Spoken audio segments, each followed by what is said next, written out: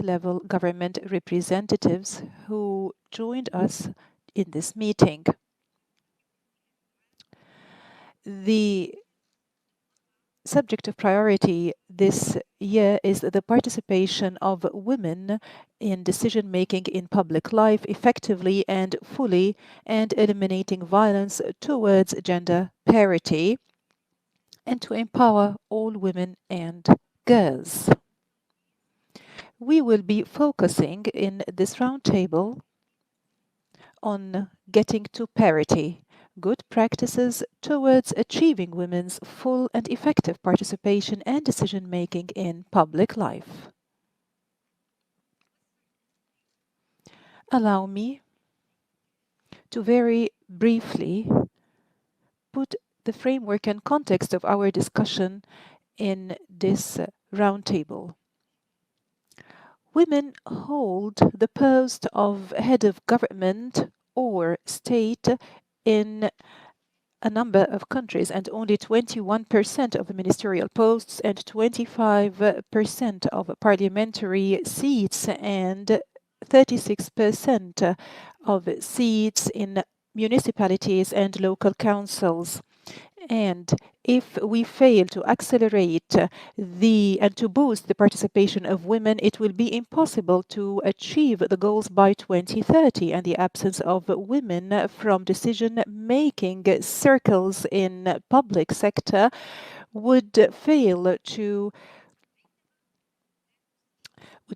prepare governments to be able to be up to the plate. And when women are consulted and when they participate in decision-making in matters that are akin to their lives, it is likely, if they are not engaged, it is likely that the results will eventually lead to violation of women's rights. And in this ministerial roundtable, I would encourage all ministers to shift their focus to solutions that have proved to be meaningful. And we look forward to listening and to learning your good practices. And we do also encourage you to identify the challenges, to pose questions, and to make comments and remarks on the points that were made by other participants. And I do urge all speakers to be brief in their interventions, no more than 3 minutes. I would like also to strongly encourage you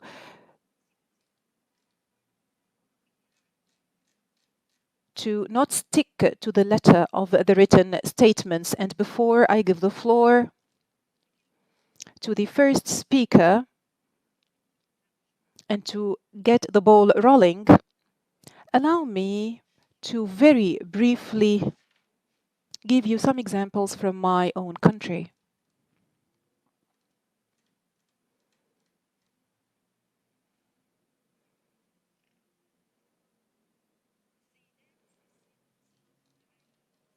Your Excellencies, ladies and gentlemen, I am pleased to participate in this very valuable virtual roundtable to discuss the methods whereby we can achieve parity and to exchange good practices towards this end. Parity is a global goal which all countries have agreed to achieve by 2030 within the framework of the Sustainable Development Goals, hoisting the banner of a word 50-50. In this regard, most countries have taken a number of measures towards affirmative discrimination by adopting the quota system, and my country, Algeria, has adopted in 2008 the quota system of 30% of representation in elected councils at the national and local levels. Nevertheless, we have exceeded this stage for the time being, as we are the very incarnation of parity through the Electoral Act, which was promulgated by virtue of the presidential decree issued on 10th of March 2021. In tandem with the foregoing, parity has been constitutionalized, especially when it comes to access to labor market, and women are encouraged to hold leadership posts.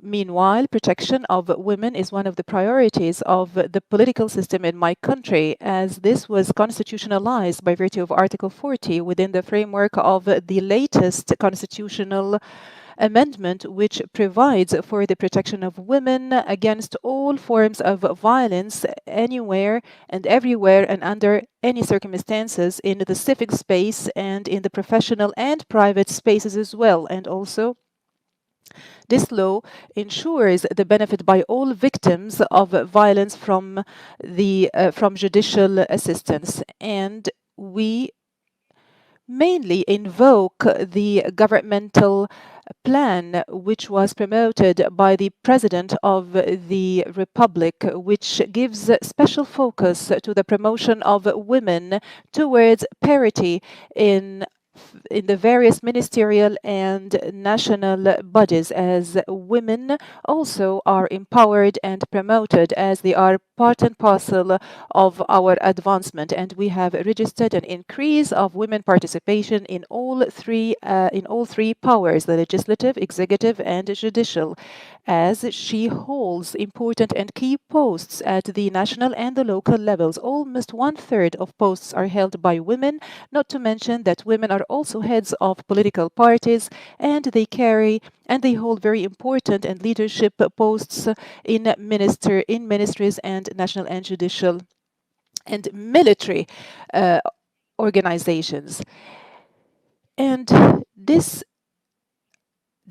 what we have gained, or these gains, are very safely attributed to the political will and the policy that is adopted by the Algerian state, especially when it comes to free education, a matter that led to an increase of women university graduates, which constitutes about 65% of the total university graduates.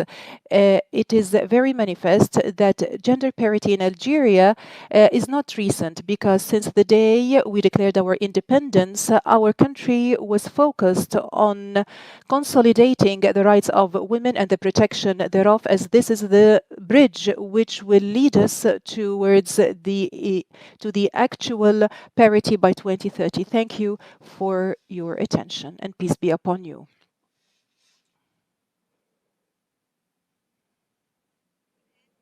And now,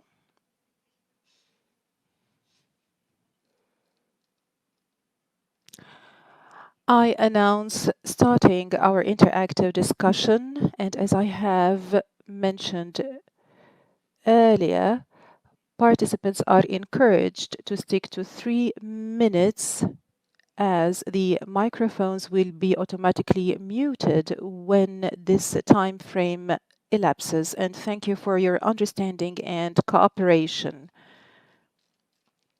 And I would like to apologize in advance for any interruptions. And now I would like to give the floor to Her Excellency Masuma Ibtikar, the Vice President of Iran for Women's Affairs.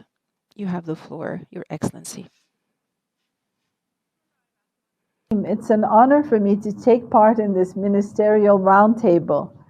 On September 2017, the President of the Islamic Republic of Iran, President Rouhani, decreed that 30% of decision-making posts in the government should be allocated to women. This decree paved the way and the grounds for the presence of women in different levels of government decision-making posts. Every year after this decree, we provided a scorecard for both ministers and governors of each province, so that we could actually measure the advancement that we had in terms of promoting women at different levels of management in our government. Also, we promoted training courses and schemes for women at different levels of government, working on their management skills. And this enabled the government to increase the participation of women at different levels, and particularly 8,000 new women directors and managers entered the decision-making processes at different levels, including about 96 women at the level of deputy ministers, 16 women at the level of deputy governors, and also ambassadors, and at many different ministries, we see women taking important posts at decision-making processes in our country. So we moved from about 5% women managers 7 years ago to 25% today. We're still moving ahead, and we hope to achieve the 30% quota soon. Another area which is very important for both participation and decision making in our society is the civil society. And capacity building for the NGOs has been underway in our country. We have 2,700 NGOs focused on women and family. And we've been working for training schemes for these NGOs.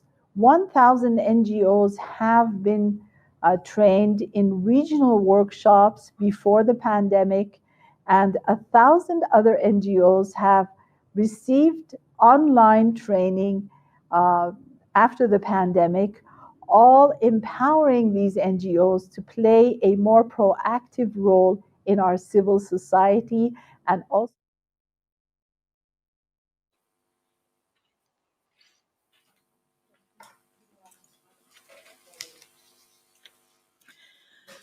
شكرا للسيد. I thank Her Excellency Masuma Ibtikar, the Vice President of Iran, and now I give the floor to Ms. Monika Navikin, the Minister of Social Solidarity and Labor from Lithuania. Your Excellency, you have the floor.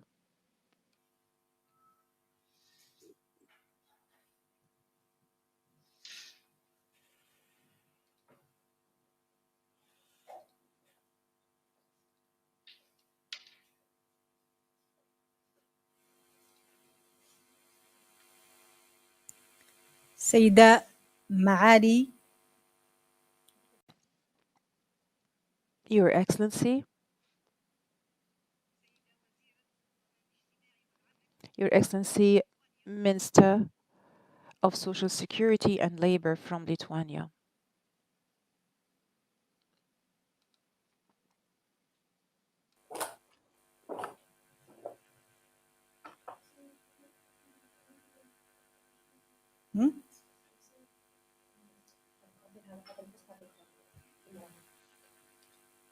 فرنسا اللي وراها.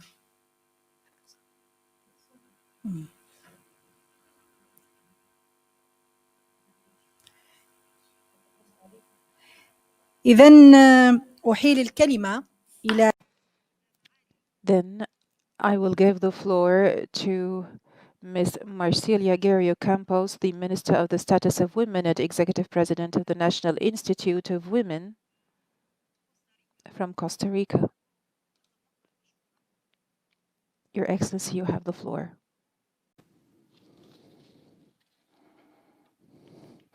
A very good morning, Madam Chair.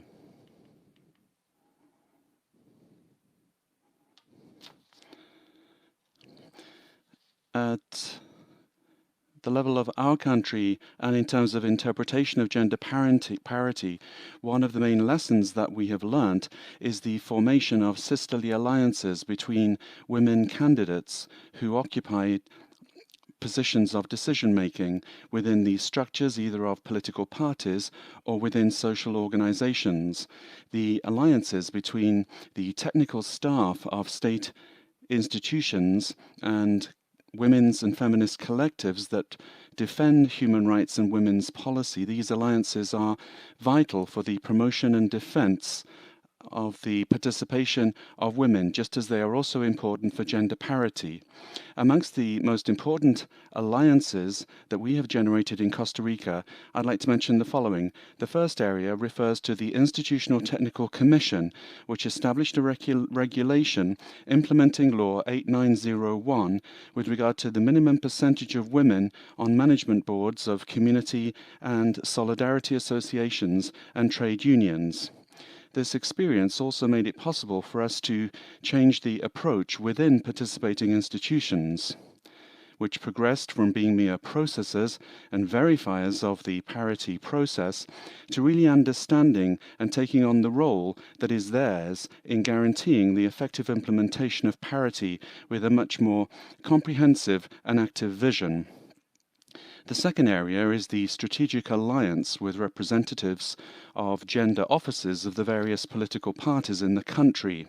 In February 2020, national elections were held, and since that event, it has been agreed to work on legislation which will equip women to enjoy equal participation within electoral politics in our country.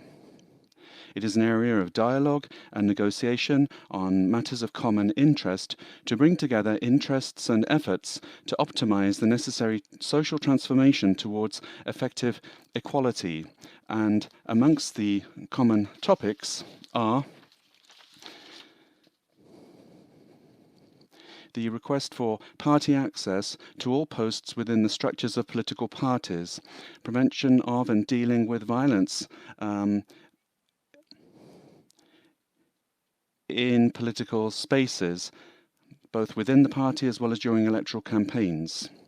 The necessary guarantees in order to ensure that men and women have the same opportunities on an equal footing, so equal participation in communication platforms within and outside the party, which give equality in terms of visibility and spokespersons' offices.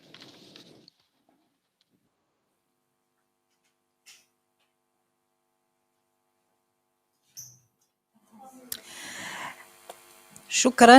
أحيل الكلمة.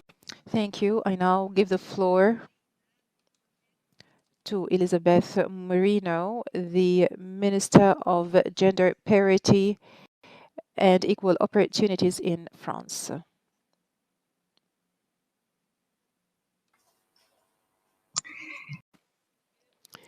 Ladies and gentlemen ministers, ladies and gentlemen, I am delighted to be here with you today to talk of parity, a subject which is particularly dear to my heart.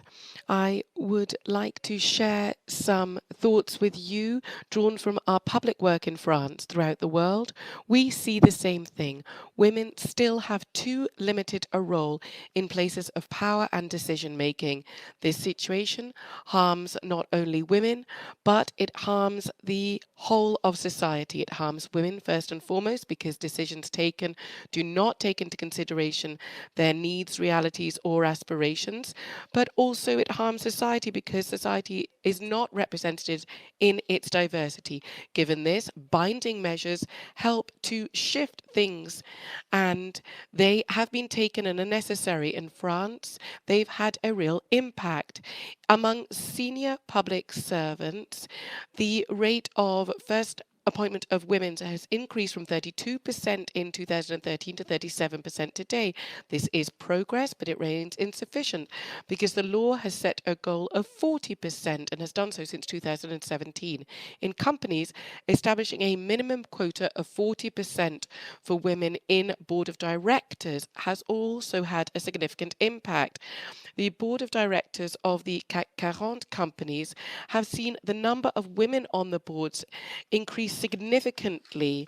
And thanks to this provision, France has got the gold medal in Europe and has got the silver medal throughout the world regarding this, just behind Iceland at 46%. We have set up a new, simple, practical tool to promote equality between men and women at all strata of businesses. This is called the Equality Index. Each year on the 1st of March, businesses must make calculations out of a scale of 100 points. They need to publish figures on their internet site assessing pay gaps and differences in situations between men and women. And if they get an insufficient score, the business has to make changes in a period of 3 years, otherwise it will face a penalty. Binding measures alone can change the status quo and make progress with parity in a swift and significant manner. Whilst the improvement has been significant, the question of parity is not yet resolved. There's still a need to change things up in certain areas. For example, in businesses governing bodies where women are still often confronted with a glass ceiling. Awareness raising, training and assisting employers, all this is crucial to achieve our goal. Thank you. إليزابيث مورينو وزيرة المساواة بين الجنسين والتعاون وتكافؤ الفرص بفرنسا. أحيل الكلمة مباشرة إلى سيدة معالي السيدة. I now give the floor to Madame Aronchin, Quasalis Laya, Minister for Foreign Affairs, European Union and Cooperation of Spain. You have the floor, Madam. Presidente, vicepresidentas, estimados colegas. Madam Chair, the full and effective participation of women and an equality of opportunities for leadership at all levels of decision-making is at the heart of our commitment to the 2030 Agenda. This is the commitment of Spain in all of our domestic policies, but also we want gender equality and the empowerment of women and girls to be the backbone of our foreign policy. We've just presented a guide for foreign policy to affirm our commitment to specific measures called upon to move towards genuine equality between men and women. We want equality to be the compass that guides our action in bilateral relations in the United Nations, in the European Union, and in all areas of foreign policy. Feminist diplomacy is the necessary coherence between national policy and the foreign actions of Spain, and this is reflected in the government of Spain and its policies for women. Today, I'd like to stress some practices that highlight this connection between our internal domestic policies and our international action. Spain has made significant progress in the political participation of women. We have levels of parity that are very high, both in the executive with 48% amongst ministers, as well as in the legislative department, in the parliament, 45% women parliamentarians and 43% of women judges. Nevertheless, there continues to be a significant gap in participation in important areas such as the scientific and academic worlds or in the private sector, where the presence of women on executive boards is not as high as it should be. That's why we have decided to take the measures necessary to ensure that equality can be a reality, building on past successes and creating the necessary conditions so that more women can achieve decision-making positions. In my department, the women heads of mission have increased from 14 to 21%. We are aware of the urgent need to eliminate the ongoing barriers that prevent the participation of women in public life. Fundamentally, sexual and gender-based violence, the lack of shared responsibility for domestic tasks, as well as the digital and pay gaps. And that's why Spain has developed important initiatives, such as the parity electoral lists, the so-called zippered lists, the robust legislation in terms of pay equality, equality within companies, instruments to fight gender-based violence. شكرا للسيدة ممثلة إسبانيا. إذن أحيل الكلمة. I would like to thank the representative of Spain. I now give the floor to the Minister of Labour of the Czech Republic. You have the floor, madam.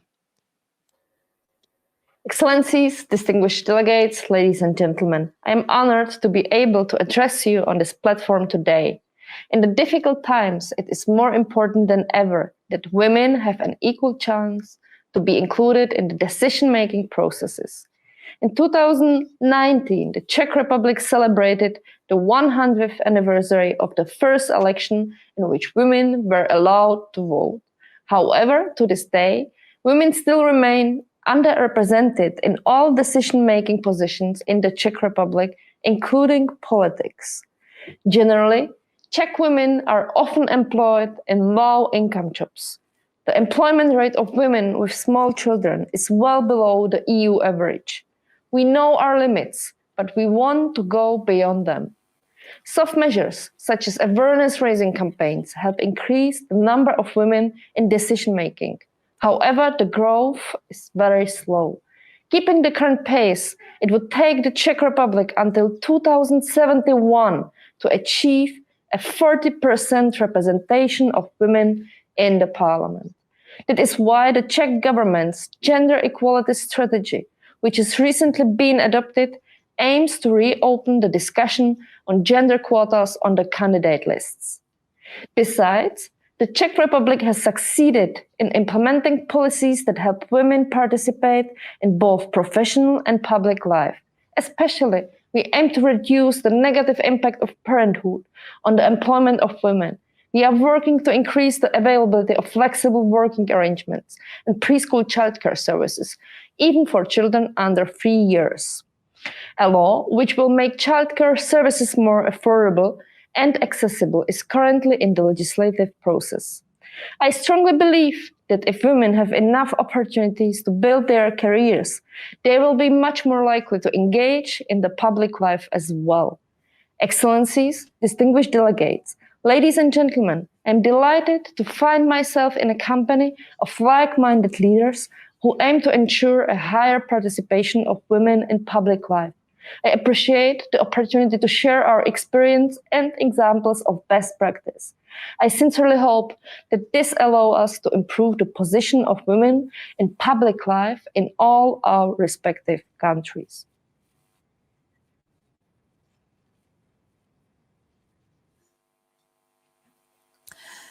شكرا لك معالي السيدة الوزيرة من جمهورية تشيكية، وأحيل الكلمة مباشرة إلى معالي the Czech Republic, and now give the floor immediately to the Minister of Solidarity of Lithuania. You have the floor. First of all, allow me to thank you for this opportunity to exchange the views on this important topic. And today the world is facing the unprecedented pandemic, which highly affected the spheres of life. Pandemic has taken its toll on all sectors, particularly disproportionately affecting those that are mostly represented by women, such as trade, hospitality, tourism, and service. More women have lost their jobs due to the impact of COVID-19 than men, making up almost 2/5 of the global labor force. Women have suffered more than half of total job losses from the crisis. As usually carrying the highest burden of housework, they were the ones who had the greatest epidemic-related costs due to school closures and the health risks posed to elderly family members. This unprecedented situation shows the need for special recovery measures for those who were mostly affected. It also requires reviewing existing gender equality policy making measures, as well as planning further effective measures to avoid such a great impact of any crisis on gender equality in the future. Today, there are still many gender stereotypes, including the ones of women's leadership, and we have to take proactive measures to eliminate them. We need to achieve gender-balanced representation in decision-making positions in public life by encouraging greater participation of women at all levels, including parliaments, management of public institutions, as well as local governance. Despite the great improvement of equal representation and leadership of women in Lithuanian government, local governments is still less represented by women. Only 5 out of 60 mayors in Lithuanian municipalities are women, and we need to pay more attention to improve gender balance in this area by encouraging women's participation in politics.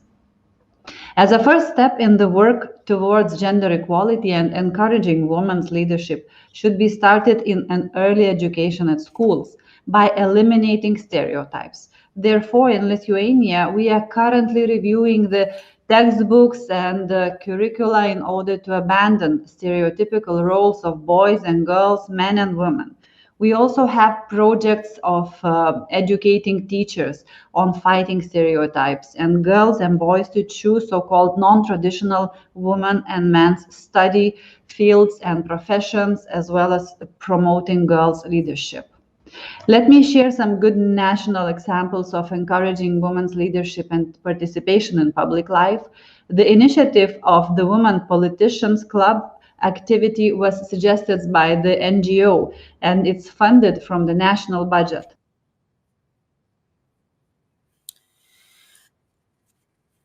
شكرا لك سيدة الوزيرة ممثلة ليتوانيا وأحيل الكلمة I thank the Minister, and now I give the floor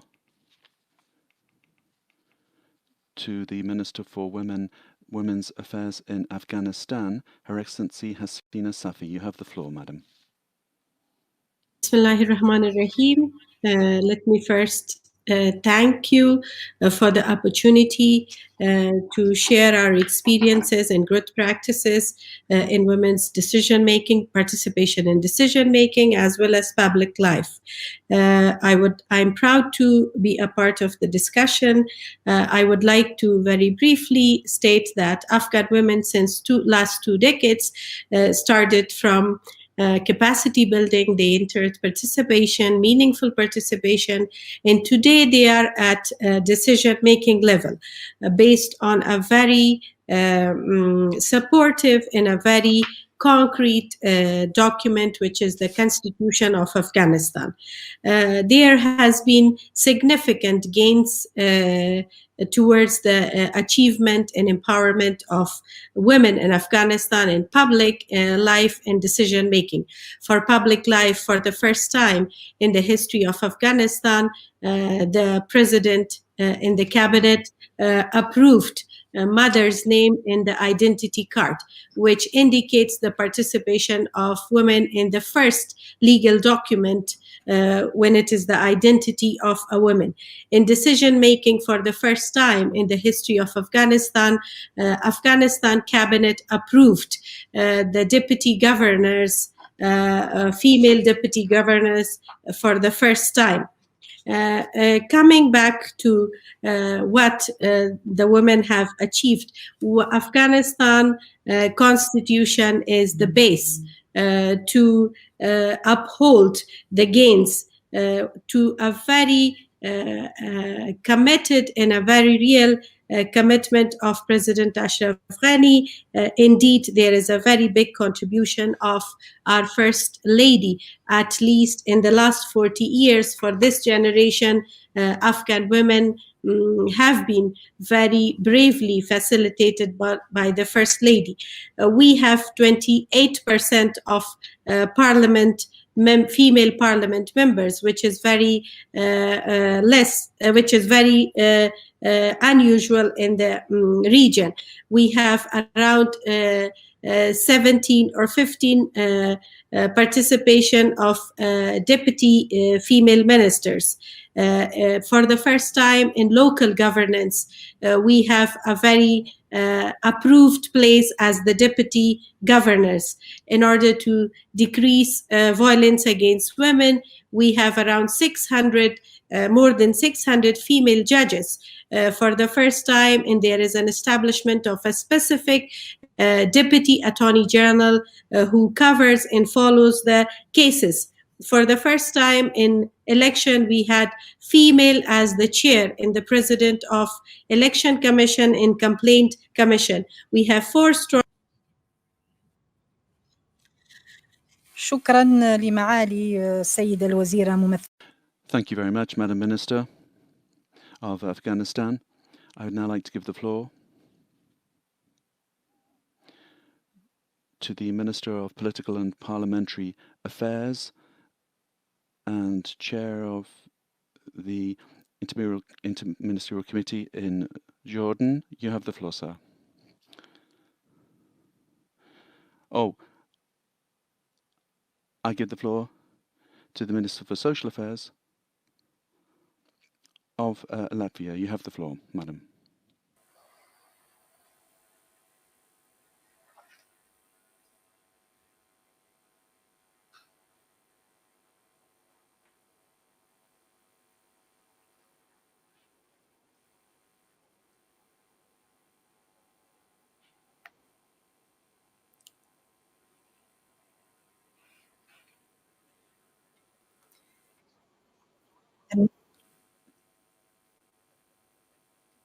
معالي السيدة الوزيرة.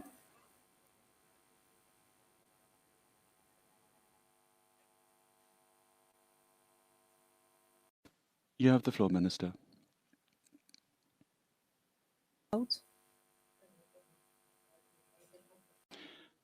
There seems to be a problem of sound, says the Chair. I therefore give the floor to the Minister for Social Affairs.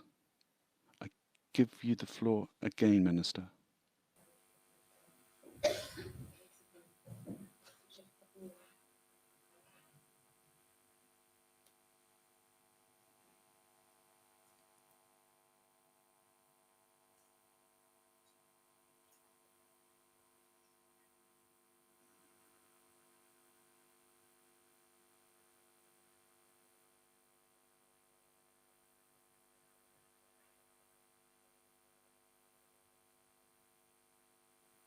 سيدة وزيرة الرعاية الاجتماعية. Minister, there still seems to be a sound problem, so I give the floor to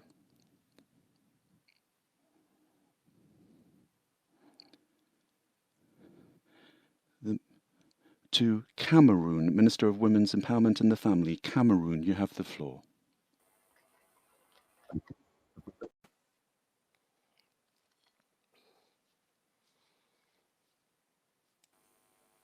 وزيرة تمكين المرأة وشؤون الأسرة بالكاميرون.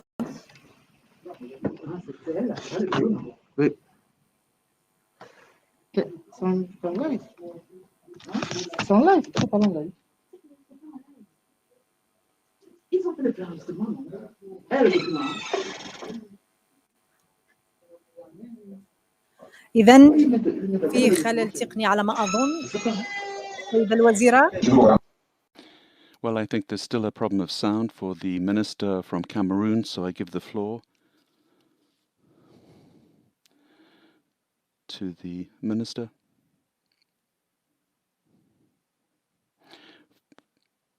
Of Trinidad and Tobago. You have the floor, madam, the Minister for Gender and Child Affairs.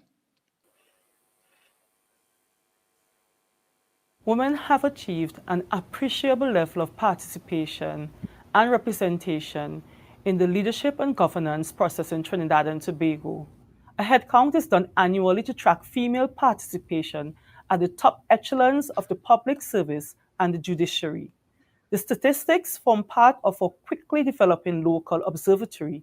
The data shows that women ministers of government exceed 30%, holding key portfolios such as president, opposition leader, Speaker of the House of Representatives, and President of the Senate. Women hold 70.8% of the top decision-making positions in the public service and 59% of the positions as judges. Female enrollment in tertiary education continues to exceed that of the males by as much as 10% in some faculties except engineering sciences. Similar data tracks show that women, for example, in medicine, continue to grow. In 2021, 45% of the doctors registered were females, and trends show that the number of new female doctors have consistently outstripped the number of new male doctors being registered. Government's major and important measures is to ensure and insist that women and girls access compulsory education up to the secondary levels. Tertiary education is encouraged and is free for women who cannot self-finance. Women are encouraged to enter the non-traditional areas such as science and engineering through various programs. Skills training in the non-traditional areas is also free for all women and girls through government-owned training agencies. This training is supported by monetary incentives. However, women continue to show very little prominence in leadership at the national and local government levels, with an average of 33% membership at these levels since 2016. This is an area of concern, and the government is exploring measures to increase women's participation at these critical levels in the governance system, beginning with leadership training initiatives.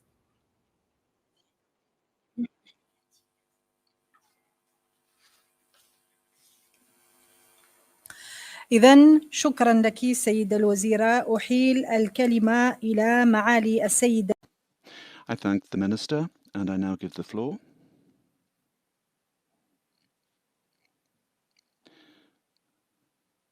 to the Minister for Social Solidarity of Latvia. Excellencies, colleagues, Latvia pays great attention to the full realization of women's economic rights. We have remarkable results in women's educational attainment, labor market participation, and leadership. For example, 65% of university graduates are women, and women own 1/3 of all enterprises. The pandemic has had consequences in all areas of life. Women have faced a particular impact as frontline workers, parents, careers. Women face greater challenges for work-life balance, and women with children are most negatively affected. Work and family life balance has been high in our political agenda. In particular, it refers to financial support and services for families with children. The state provides paid paternity, maternity, and parental leaves, and a paid leave to care for a sick child. We have further expanded the financial support to families with children in the current pandemic situation. Latvia has also implemented measures to promote awareness about an equal share of family responsibilities, strengthening the father's role in childcare and sharing household tasks. These activities have had good results. We see changes in attitudes about gender roles. The number of fathers who take paternity leaves is steadily increasing. We continue improving access to childcare services. In Latvia, municipalities are responsible for ensuring affordable and accessible childcare opportunities. There are good examples for local governments diversifying care services that enable parents, especially women, to integrate or reintegrate into the labor market. In this context, I want to conclude by stressing the role of social partners. The establishment for a legal framework is only one step. Putting the law in practice is just as important. It is significant that there are good practice examples for companies addressing work-life balance and with female role models in leadership positions. It encourages others to follow. Thank you. شكرا للسيدة معالي الوزيرة من لاتفيا. وأحيل الكلمة مباشرة إلى معالي. I thank the Minister, and I now give the floor to the Minister of Women Empowerment and the Family of Cameroon.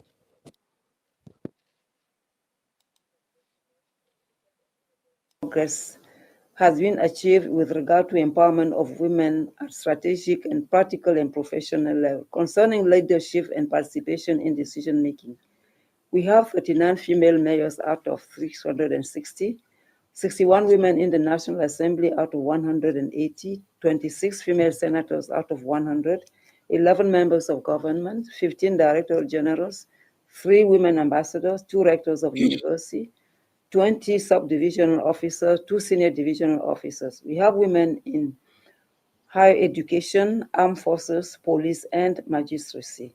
Since 2017, gender mainstreaming document in public administration, including public and semi-private bodies, have been produced. This is a document that is an advocacy tool in view of an inclusive governance and the elimination of discrimination against women in public spheres.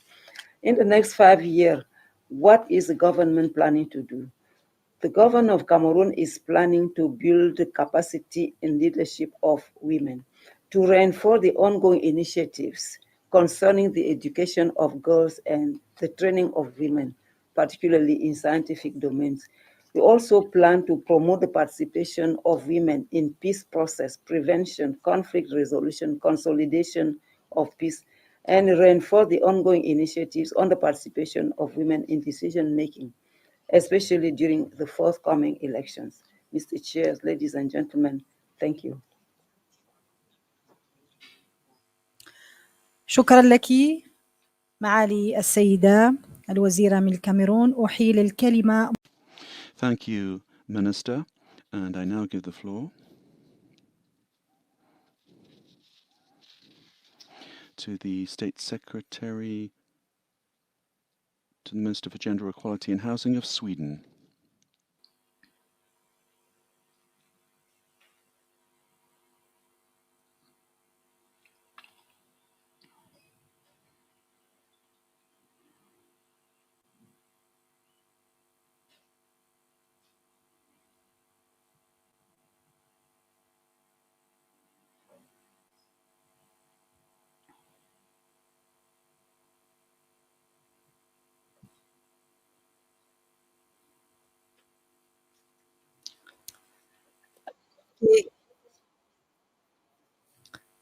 في خلل.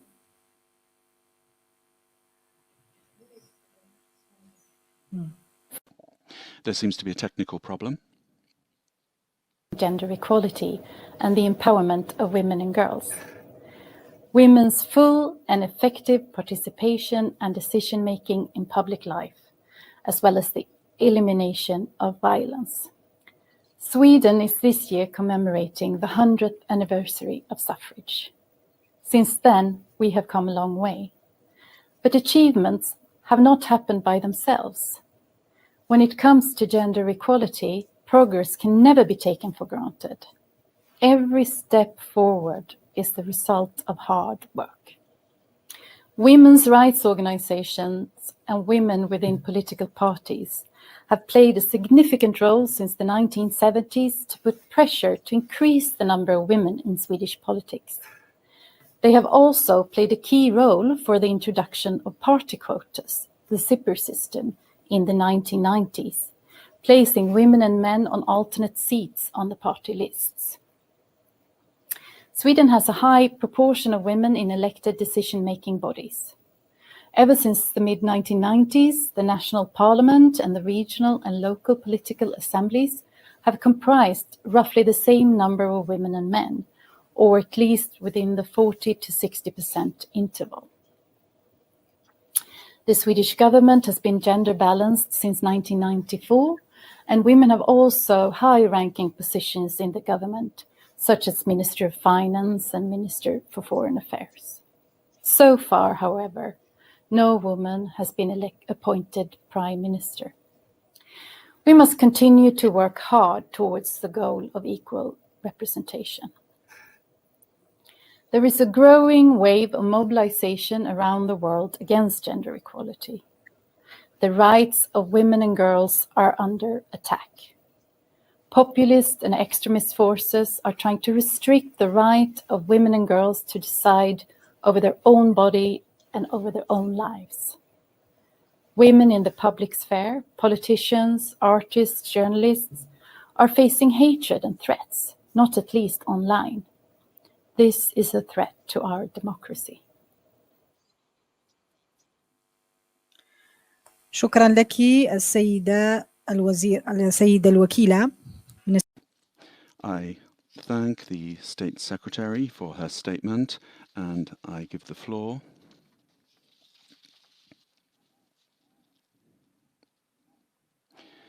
to the State Minister for Women and Children's Affairs of Bangladesh. Thank you, Honorable Chair. I recall our great leader we recall our father of the nation, Bangabandhu Sheikh Mujibur Rahman, who ensured equal rights of women in the Constitution of Bangladesh. The government of Bangladesh, led by Honorable Prime Minister Sheikh Hasina, is committed to gender equality and women empowerment. We are fully aware of the need for greater participation of women in public, social, and political life. Our 8th five-year plan for 2020 to 25 focuses on gender-related targets of SDGs. We have formulated necessary policies, strategies for empowerment of women and to protect dignity of women. Bangladesh is cited as a role model in this regard. In Bangladesh, the Prime Minister, the Speaker, the Leader of the Opposition, and Deputy Leader of the Parliament are women. We have 73 women members in our parliament, and 20,000 women are directly elected in local government institutions. According to the World Economic Forum's Gender Gap Index, Bangladesh ranks 50th and leads in South Asia. We have made significant progress in achieving gender parity in economic and human resource development. We have introduced gender responsive budget. We pledged to raise women's participation in workforce to 50-50 by 2041. We provide technical and financial support for women empowerment. These include working women hostels, daycare centers, and 6-month maternity leave with full pay. We also have social safety net program for women. We have brought our far-reaching legislative change to combat violence against women. We have incorporated highest punishment for rape in our laws. We provide legal aid and other support to victims of violence. Our Prime Minister leads from the front when it comes to gender parity and women's empowerment. She has received global recognition for her effort, including Global Women Leadership Award, Planet 50-50, Agent of Change, and Peace Tree, and others. Some important good practices include quota system for women in government and local government institutions, appointment women executive from local to national level committees, cash and شكرا لك السيدة معالي الوزيرة من البنغلاديش. I thank the Minister, and I give the floor to the last participant,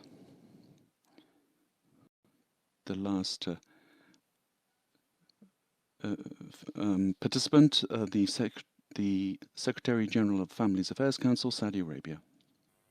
Thank you, Madam Chair. Recent trends in the Kingdom of Saudi Arabia focus on sustainable development and empowerment of women and girls. The Kingdom has put in place the necessary national frameworks to achieve these goals, guided by the Vision 2030 and the 2030 Agenda of Sustainable Development, and the Kingdom's commitment to international conventions and treaties.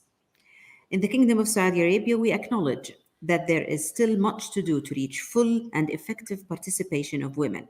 However, we have made progress in the last 4 years that put us on the right path. Saudi Arabia has demonstrated women's empowerment and approached the issue in a comprehensive and cross-cutting manner. The approach works on legal amendments and implementation of methods simultaneously.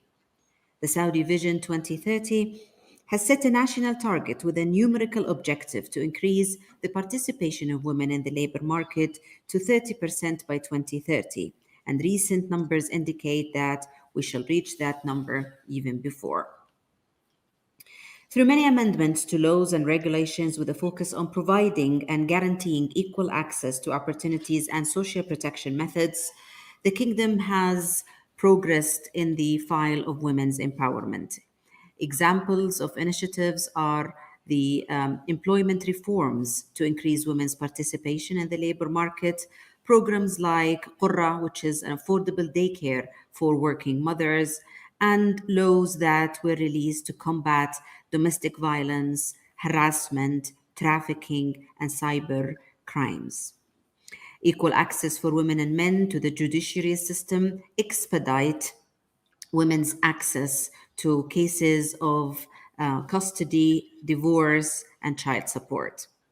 With regards to women's entrepreneurship, there is a national framework that was put in place to encourage entrepreneurship and increase SMEs through programs, 30% of which are enterprises owned by women. Also, the Ministry of Communication and Information Technology launched a special program to promote women's participation in that area. Finally, the empowerment of women in my country is carried out in a comprehensive manner. We all have a vital role to play in creating gender equality, whether locally or internationally, and seize every opportunity to do so. Let's go forward together, and thank you very much. شكرا لكم السيدة الوزيرة ممثلة. I thank you. The representative of Saudi Arabia. That has now brought us to the end of the time for our meeting. We have noted the interest in today's item, but unfortunately we weren't able to hear from all delegations, and that is why I would like to invite those delegations that were not able to take the floor during this session to continue to present their data so that they can be, it can be put on our website. And now, I would like to invite the Executive Director of UNICEF, Madam Henrietta Fore, to deliver her final statement. You have the floor, Madam. So thank you, ministers, and on behalf of everyone at UNICEF, thank you for helping to shine a spotlight on the needs of girls through and beyond the COVID-19. The needs are great, but so is the hope. We see all around the world, example after example of girls stepping up to support one another. Young women in India working to end child marriage in their communities. Girls in Egypt and elsewhere who are standing up against female genital mutilation. Girls in Armenia who are co-founding a virtual reality lab to bring science to remote schools, including girls. But as these girls support each other, we need to support them too. And that is why UNICEF is calling for urgent and bold action and investments in girls' education, health, protection, and futures. Through our new gender policy and action plan, UNICEF is gathering partners around the need to put girls at the center of recovery efforts.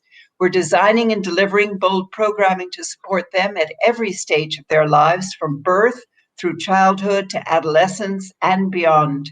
And this includes education and job skills, as well as protection from child marriage, female genital mutilation, violence and exploitation, and HIV. We are working to reach over 6.5 million girls with dedicated STEM skilling and work opportunity program in more than 20 countries. We're proud to be a part of Generation Equality Movement, co-leading the Action Coalition on Technology and Innovation. Through this effort, we are working with our public and private partners to amplify girls' voices and to help scale up digital solutions led by girls. We need to ensure that girls are involved in both the planning and the delivery of these programs. All of us learn by doing, by helping friends and being helped by friends, from seeing, hearing, and working with role models. Many of you have spoken today about the importance of quotas for women in leadership roles in public life. The mere threat of quotas for public and private corporate boards has changed the dialogue on corporate boards without the legislation passing. But we also need to give girls a seat at the decision-making table. All of our efforts should be matched to specific outreach to girl-led groups and networks. Girlfriends, the Sisterhood of Women, is a powerful voice that can move mountains. The voices of young women and girls must be reflected across recovery plans to join the voices of older women and men in policies and budgets. Over 1 billion girls are poised to take on the world. They deserve every opportunity to lend their talents and ideas to our world. So let us give them a chance and let's find new ways to support them as they become innovators, thinkers, and leaders that we all need them to be. Thank you, Madam Chair. شكرا. Thank you. I would like to thank the Executive Director of the UNICEF for her joining us in this meeting. And in conclusion, I would like to thank all the participants for their contributions to this very important discussion. And I will prepare a summary of this discussion, which will be launched on the CSU website. In a while, we will start our fourth ministerial roundtable on creating a conducive environment for the participation and decision-making of women in public life fully and effectively. Thank you, and the meeting is adjourned.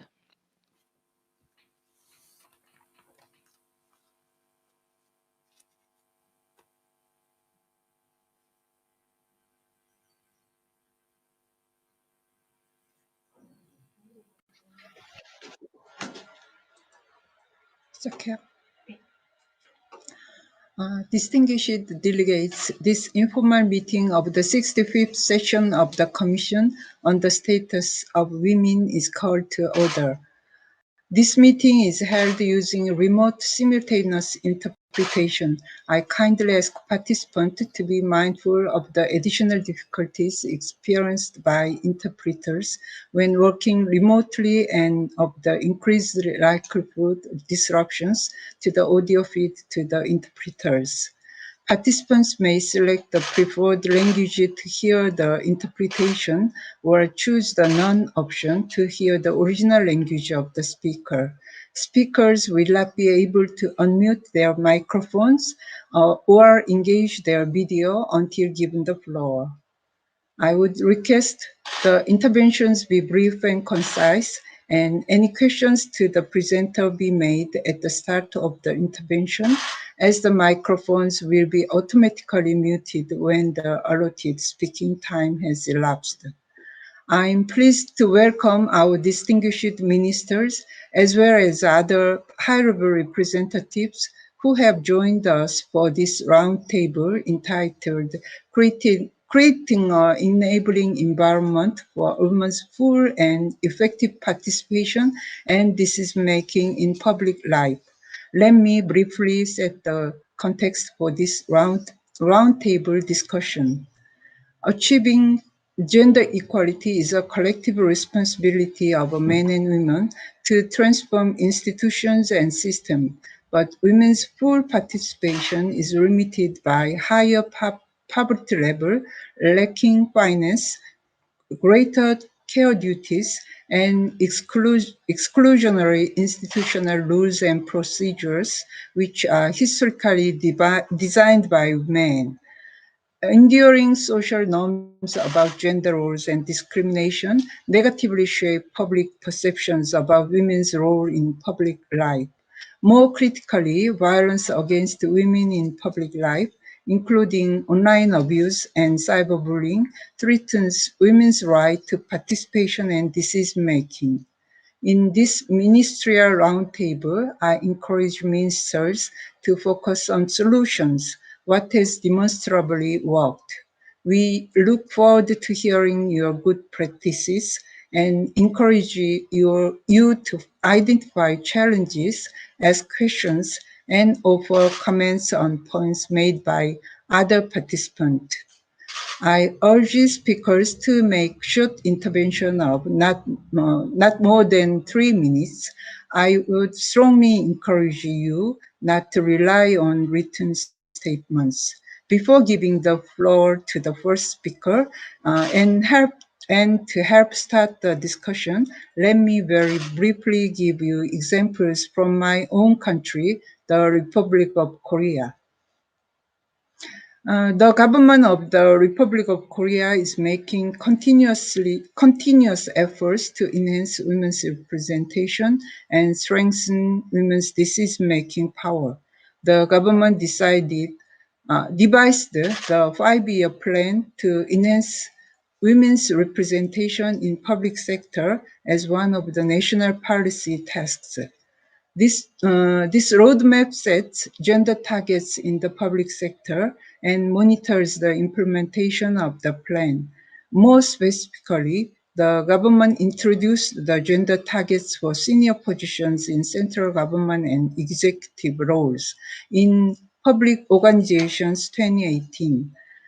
Thanks to this effort, the percentage of women directors at central ministries and women executives in public organizations surpassed 20% in 2019.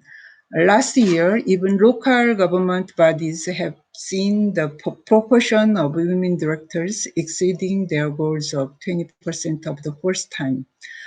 Highlighting the spread of the policy effects from the central government to local government. In order to overcome the COVID-19 crisis and achieve substantial gender equality, it is important for government and international organizations to share and advance best practices. I hope we will share our efforts made to boost women's participation and in decision-making in the public sector. I now invite the Commission to begin the interactive dialogue of the ministerial roundtable. As mentioned, I would ask speakers to please keep within the 3 minutes time limit, as the microphone will be automatically muted when the allotted speaking time has elapsed. I thank you for your understanding and cooperation, and I apologize in advance to any speakers who are interrupted. I now the floor to our first speaker, Her Excellency Elizabeth Piri, Minister of Gender, Zambia. Excellency, the floor is yours.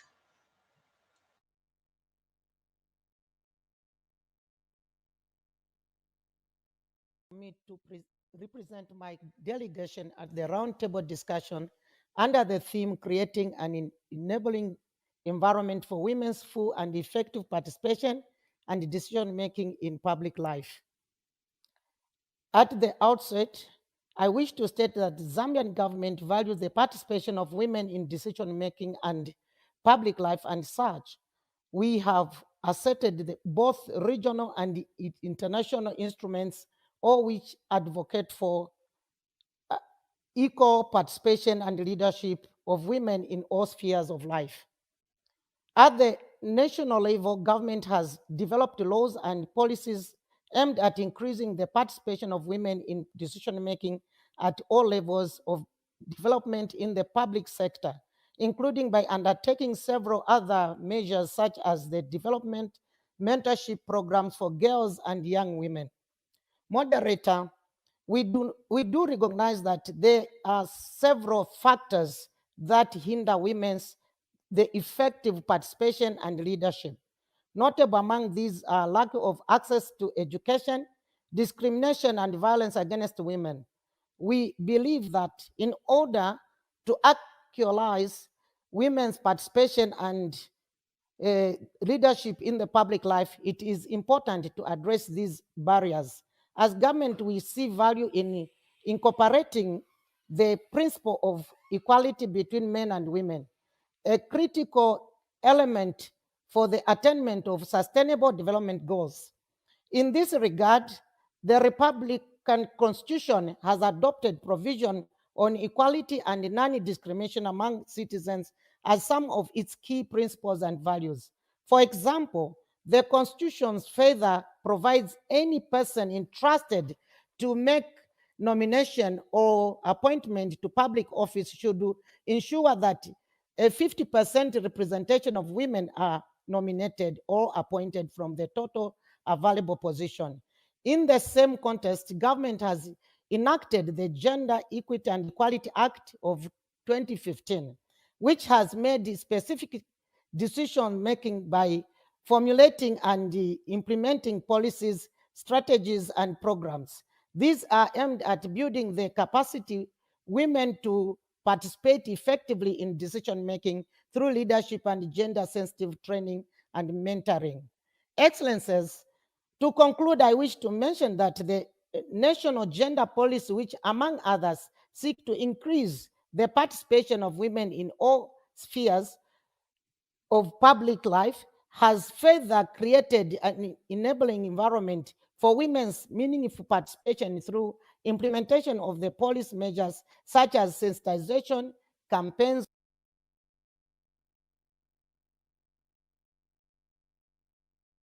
Now to His Excellency Frankie Alfred Campbell, Minister of Social Services and Urban Development of the Bahamas. Thank you, Session Chair. On behalf of the government and people of the Commonwealth of the Bahamas, I'm pleased to participate in this ministerial roundtable on this most important issue. The Bahamas deeply values the contribution of women to decision-making and continues to encourage their full and effective participation in public life. Despite the challenges of the ongoing COVID-19 pandemic, the government remains committed to taking the necessary steps to further strengthen the rights of women in public and political life. In this regard, the Bahamas acknowledges that achieving gender equality is a collective responsibility, requiring both men and women to work together to create an enabling environment. Such positive and meaningful partnerships are critical to driving the nation's advancement of women. Cross-cutting education on the role of women and men, gender equality, and non-discrimination is critical. Efforts continue to eliminate cultural and traditional practices that perpetuate discrimination and gender stereotyping of women, including by educating students on these issues through school curricula, reducing the stereotype of the roles of husbands and wives through public education and the media.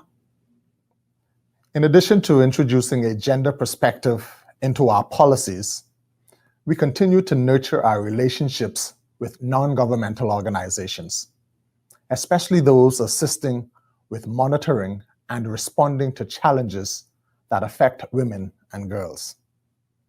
The government has recently registered nearly 600 NGOs as non-profit organizations, which now meet the requisite compliance structures of the 2019 Nonprofit Organization Act, allowing greater access to grant funding at the national, regional, and international levels to help with their social development programs throughout the Bahamas.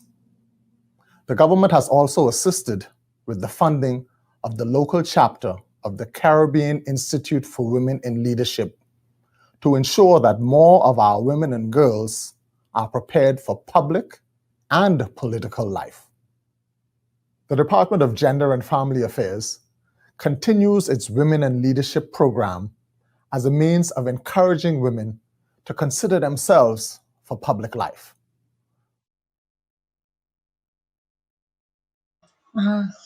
Thank you, Bahama. I turn now to Her Excellency Ingrid van Engelshoven, Minister of Education, Culture and Science of the Netherlands.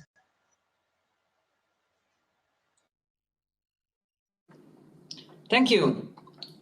Dear colleagues, over the past year we have been united in fighting a common threat, the pandemic. This, however, has also exposed a painful contradiction. The vast majority of people working on the front lines of the struggle in the vital sectors of healthcare and education are women. Yet at the same time, the vast majority of the decision makers in these sectors are men. The voices of women and girls in all their diversity still go unheard too often. And the obstacles to their participation in public life continue to go unaddressed. Obstacles such as restrictive gender norms and stereotypes and the unequal division of care duties. Or the fact that women and girls still fall victim to sexual and gender-based violence, both offline and online. We must do better. The Dutch government aims to address the root causes of gender inequality in order to offer everyone the freedom to step into the limelight in public and leadership roles. We try to do this, for example, by combating gender stereotypes in education. As Minister of Education, I believe that all young people and society as a whole benefit if we stop making stereotype-driven educational choices. We also try to combat gender stereotyping in the labor market. Part of this is eliminating the underrepresentation of girls and women in science, technology, engineering, and mathematics. This has become all the more important considering how the pandemic has further accelerated the pace of digitization in our societies. Furthermore, in the Netherlands, we strive to ensure a more level playing field for women and men with regard to access to the labor market and to leadership positions. This is why last year, the Dutch government extended paternity leave to 6 weeks in order to stimulate a more balanced division of unpaid care duties.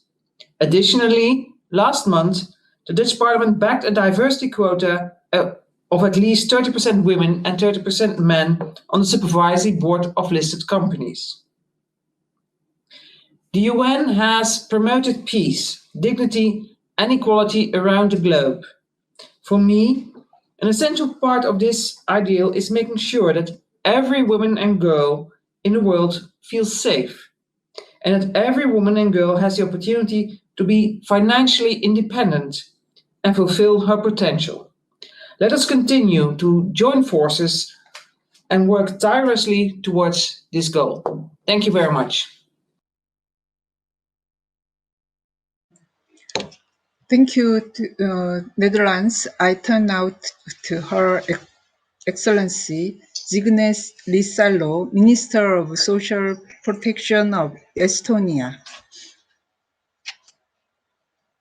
Ladies and gentlemen, women's effective and meaningful participation in decision-making and public life is an essential part of democracy. Today, women will still underrepresented among the leaders of local, national, and international level. Therefore, we need to continue our efforts to empower women and girls. This is especially important in the context of global pandemic that has unequally affected women. Removing institutional and structural barriers, discriminatory laws, and attitudinal constraints remains central in our quest for empowering women, as violence is detrimental for women. Meaningful participation, efforts for eliminating all forms of gender-based violence, both offline and online, are critical. We need to engage the stakeholders, including the civil society, media, and all men and boys to effectively advance gender equality. Estonia now has its first gender-balanced government and is currently the only country in the world led by both a female president and prime minister. We have also successfully increased the availability of services for victims and survivors of violence. We are proud of our achievements, but there is plenty yet to be addressed. Gender stereotypes, segregation, and gender-based violence are at the focus of our efforts. We have worked together with political parties and media organizations to develop a toolbox for supporting women's participation in decision-making and ensuring female politicians fair and non-violent representation in the media. Several projects are addressing gender stereotypes and developing measures for supporting non-stereotypical career choices, decreasing gender segregation, and encouraging men to participate more in the unpaid care work. Also, a new Victim Support Act to currently improve the availability of services is underway.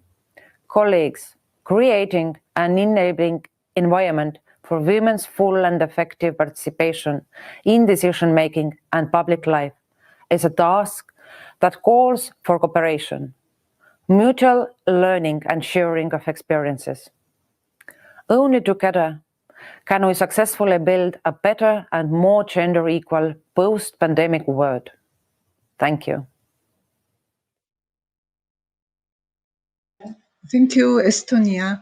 I turn now to Her Excellency Patricia Cagliati, Minister of Gender, Community Development and Social Welfare of Malawi.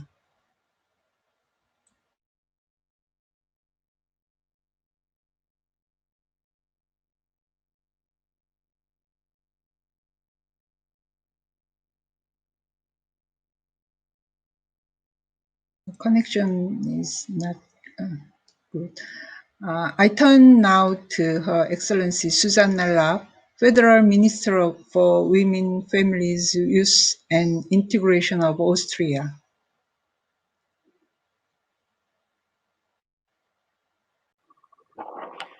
Madam Chair, dear colleagues, honor and my absolute pleasure to join today's discussion, which now seems more important than ever as the world is currently navigating a global crisis.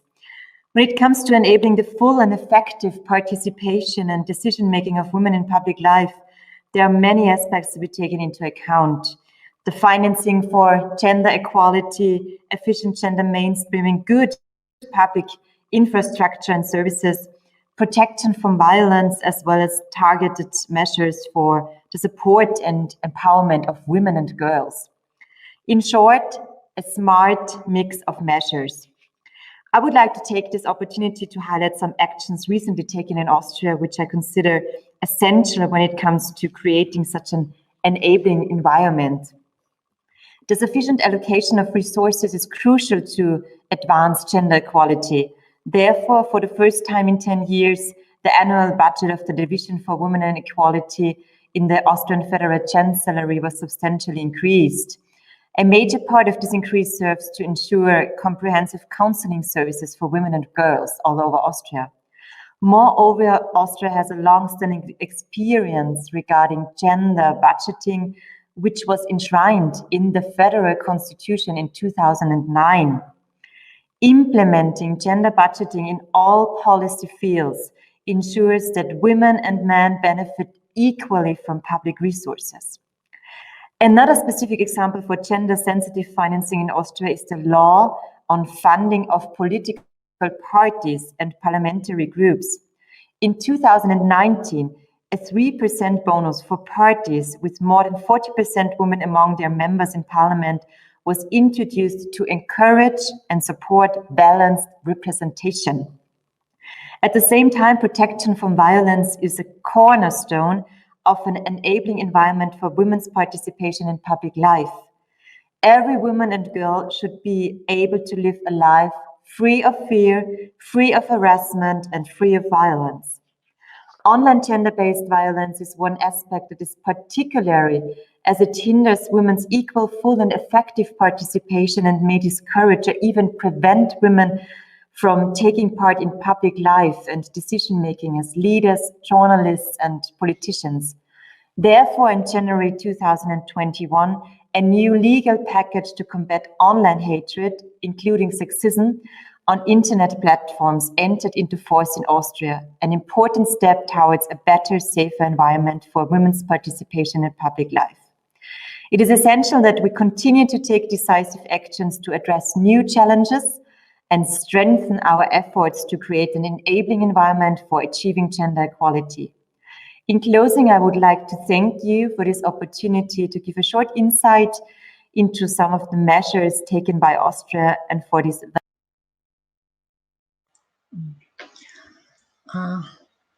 Thank you, Austria. I turn now to Her Excellency Patricia Cagliati again, Minister of Gender, Community Development and Social Welfare of Malawi.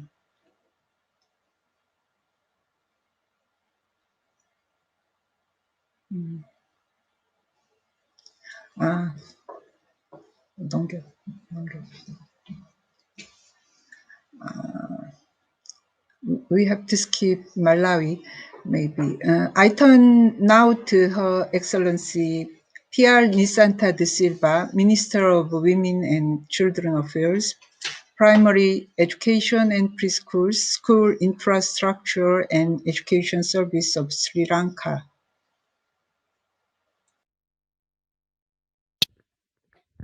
Mr. President, distinguished delegates, ladies and gentlemen, Sri Lanka is happy to participate in this roundtable meeting focusing on the important topic of creating an enabling environment for women's full and effective participation and decision making in public life.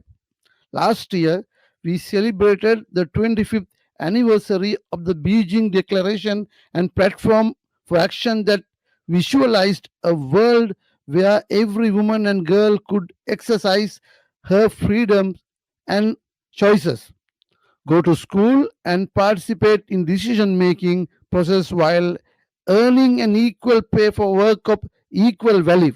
However, the 25th anniversary came as a wake-up call with no country having fully delivered on the commitment of the Beijing Platform for Action. There remain gaps and numerous challenges to addressing barriers to gender equality and empowerment of women and girls.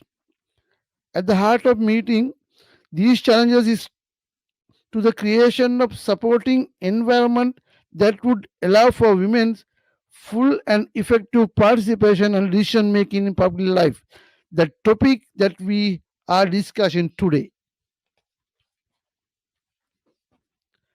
Mr. President, Sri Lanka has recognized the invaluable contribution of women to public life, having had women leaders who have played significant roles in all spheres of public. This term from the free and independent environment that exists in the country that allows women to reach their full potential. Investment in people is essential to develop human capacity and achieve social development. As such, the country has since 1945 implemented the universal education policy that provides access to learning free of charge to all girls and boys from primary to the tertiary levels. This ensures that no child, girl, or boy is left behind and has contributed in women excelling in higher education. As a result, there is an increasing number of Sri Lankan women being engaged in all levels of public, private, administrative, and corporate sectors.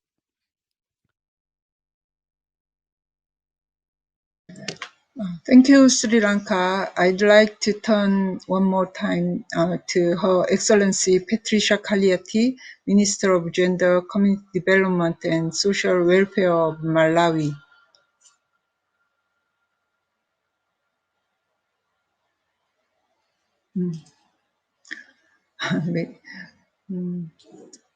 It's I have to skip Malawi. Now I turn now to Her Excellency Aisha Mohammed Didi, Minister of Gender, Family and Social Services of the Maldives. Excellencies, distinguished delegates, Assalamu alaikum. Last year, the work of the Commission on the Status of Women was cancelled in the wake of the pandemic. Today, as we resume our work marking the 25th anniversary of Beijing Conference and recognize progress, we are also faced with a sobering challenge: not reversing our past gains. In the era of COVID-19, pre-existing problems are compounded by new ones. This has caused increased unpaid and domestic work of women, as well as an unconscionable spike in violence against them. Indeed, ending all forms of discrimination against women and girls is not just a basic human right, but the cornerstone of policies for greater economic empowerment and gender mainstreaming. This is what the Maldives believes in and aspires to achieve a society that values women and treats them as equals. In the Maldives, we have enhanced the capabilities of our helplines, shelters, and emergency funds for victims and survivors of gender-based violence, while women have kept heading and managing temporary shelters and bolstering the emergency response of our existing shelter homes for children and women. We rely on the capabilities of women in our recovery efforts. Despite all the challenges women face, they are in the front lines and fence lines, serving and bearing the weight of our communities.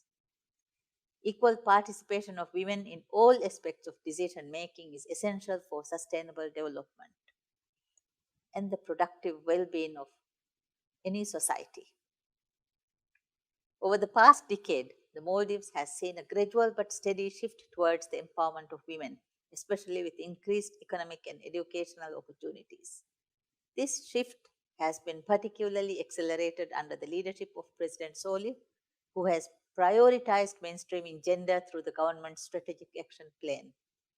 In line with the SDG 5 and the Beijing Platform of Action, plan employs a holistic approach to addressing the systemic barriers of empowerment of women by establishing specific policy objectives tailored to issues such as women in power, decision making, violence against women, and economic empowerment.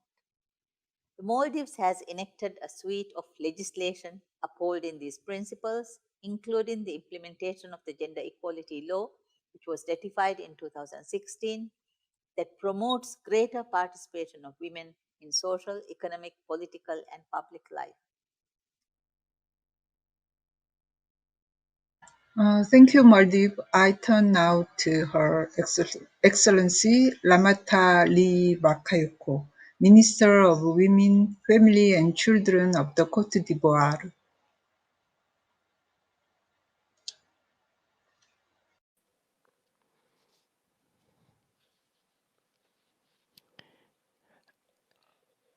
Ladies and gentlemen, ministers, ladies and gentlemen, distinguished participants, I would like to greet the organizers of this meeting, creating an enabling environment for women's full and effective participation and decision-making in public life. The aim of this is to improve decisions, to ensure that equal decisions are taken in order to have decisive progress made. To this end, it's important to underscore that since 2011, under the leadership of the President of the Republic, His Excellency Mr. Ouattara, Côte d'Ivoire has sought to promote women in all of their dimensions.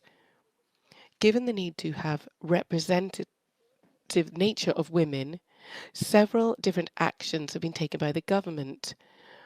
Women have, the number thereof have increased in senior leadership. 30% of such posts are occupied by women in senior leadership positions. There has been a desire for the President of the Republic to increase the number of women. So these are enshrined in the Constitution, and specific articles are on gender equality.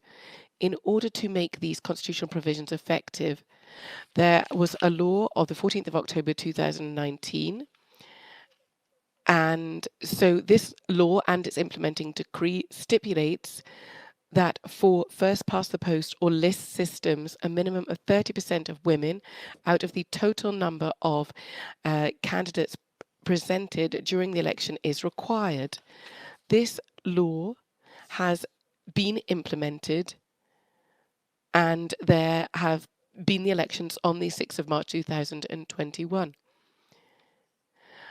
The number was 166 in 2016, but now 210 female candidates put themselves forward during this election. So the aim has been to increase the amount of representation of women.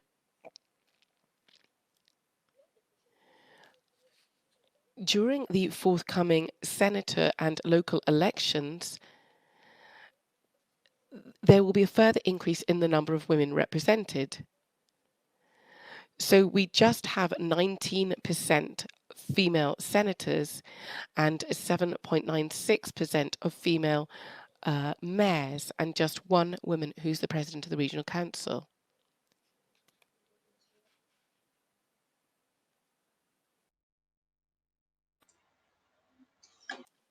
Thank you, Côte d'Ivoire.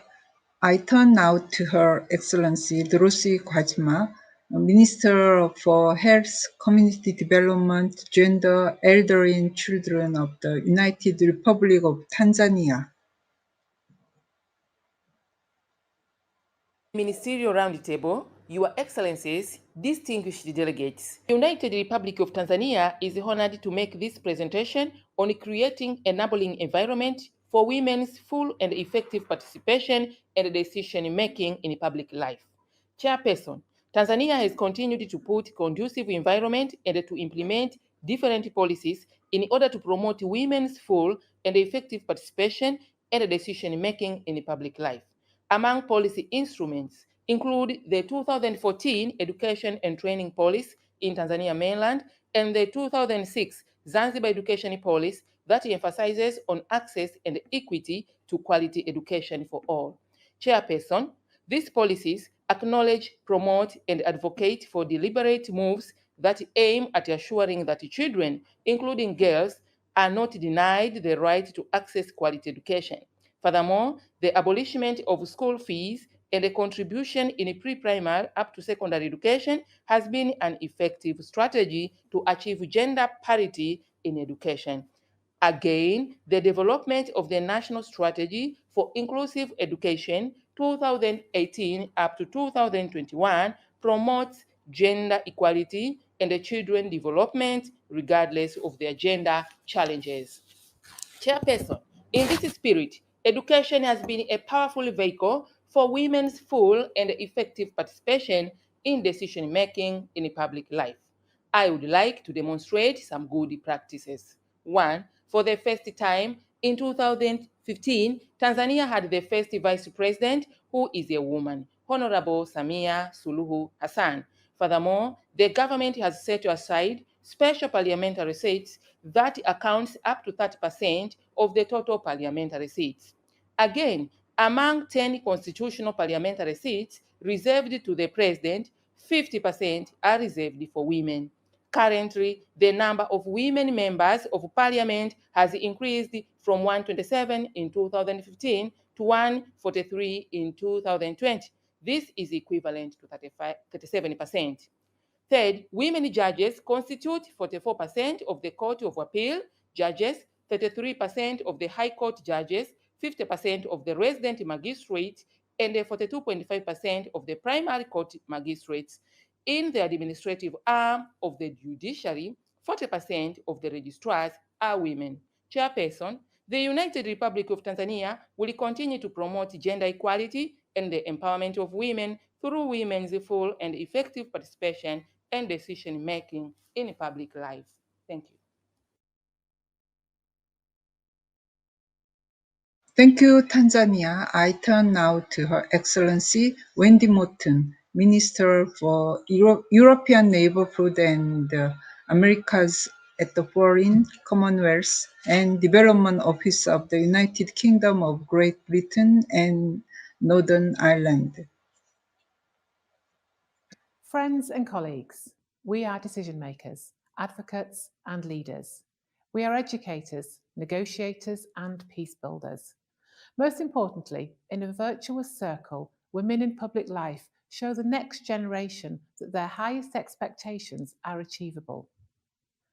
Though women suffer disproportionately under the pandemic, the courage of so many in public life has been the bedrock of our COVID response. It will be vital to our recovery. You will know that women make up 2/3 of health workers and that women's rights organisations have provided vital support, including to survivors of gender-based violence. We should loudly acknowledge these contributions and insist that women have a seat at the table for our next steps. We must not fall back into our old habits and our old ways of thinking. Unfortunately, COVID-19 has been one of the biggest educational disruptors in history. At its peak, over 1.6 billion children were out of school. We know that girls need access to education, to innovate and lead, and to create healthier and more secure societies. The UK is using our G7 presidency to rally support for 2 ambitious goals. By 2025, we want to see 40 million more girls in education and 1/3 more girls reading by the age of 10 in low and middle income countries. To make that happen, we need to break down the barriers that prevent girls from learning and thriving: violence, forced marriage, and denial of their sexual and reproductive health and rights. The Global Partnership for Education will be a key vehicle in turning this tide, as the only global fund dedicated to supporting education for children in low-income countries. Girls must shape their own fates. In time, they will empower many others to do the same. As vaccination rates raise our confidence, our thoughts turn to building resilience for future crises, to conflict and climate change. The UK champions women's participation in peace processes because we know that when it happens, agreements are 2/3 less likely to fail. We cannot tackle climate change without all society's members. We are driving an inclusive COP26 that particularly empowers women. When we put equality first in our decisions, we begin that virtuous circle and unleash untold potential. Let's not think of the coming months as the road back. Instead, let's be among the first to step boldly onto the road forward. Thank you, United Kingdom of Great Britain and Northern Ireland. I turn now to Her Excellency Tatevik Stepanyan, First Deputy Minister of Labour and Social Affairs of Armenia. Thank you very much. Distinguished participants, it is a great honor for me to deliver a message at the 65th session of the UN Commission on the Status of Women. In 2018, Armenia was elected as a member of this distinguished commission for the period of 1923 and is currently chairing it, which is a strong and clear message on our part on the adherence of universal human rights, where gender equality is at the very heart. Indeed, human development as a process of capacity building cannot be sustained when the opportunities and the rights of half of the humanity are limited. In this regard, we all know that ensuring gender equality is a key in the field of human rights protection. Gender inequality, discrimination, and equal access to resources and opportunities are the serious obstacles to society's progress. One of the most important issues for Armenia at this stage is to ensure sustainable socioeconomic development, including gender component, pursuant to the policy of the country, which has adopted the path of creating democracy, social, and legal state. Armenia has ratified key international instruments and has undertaken certain obligations to harmonize national legislation with the provisions of those instruments. 2020 was a challenging year, especially for our country, which was fighting against both the pandemic and the war instigated by Azerbaijan against Artsakh on September 27, 2020. Given this situation, the difficulties and restrictions that arose have spread to almost all spheres of public life, and in this context, efforts to overcome the gender imbalance were further strengthened. The government has taken measures to address the needs of persons displaced by the conflict, especially with the focusing on vulnerable groups of women and girls. Ladies and gentlemen, as of 2020, as regard of achievements, the gender-sensitive component was ensured for all programs included in the state budget of the Republic of Armenia. Various state programs have been developed in all spheres of public and political life to ensure the involvement of women and decision-making process. It is also important to highlight the engagement of women and girls in the field of information and communication technologies, where we have great progress. In recent years, the inclusion of women and girls in ICT constitutes 37%, which is the indicator Armenia ranked the 4th in the world. In this order to increase the involvement of women in decision-making process at the state of local levels, the quotas of women representatives in elective bodies were introduced within the framework of legislative reforms. As a result, the involvement of women in the legislative reached 23%. In the executive, they are 9%, the level of ministers of deputy ministers being 25%, and the judicial level 27%. Ladies and gentlemen, taking into account time limits, I would like just to conclude my statement by wishing all of us productive actions to all outcomes that will improve the lives of women and girls in all parts of the world, never mind where we do live and do. Thank you, Armenia. I turn now to Her Excellency Maria Srenzela, Vice Minister of Labor and Social Affairs of Greece.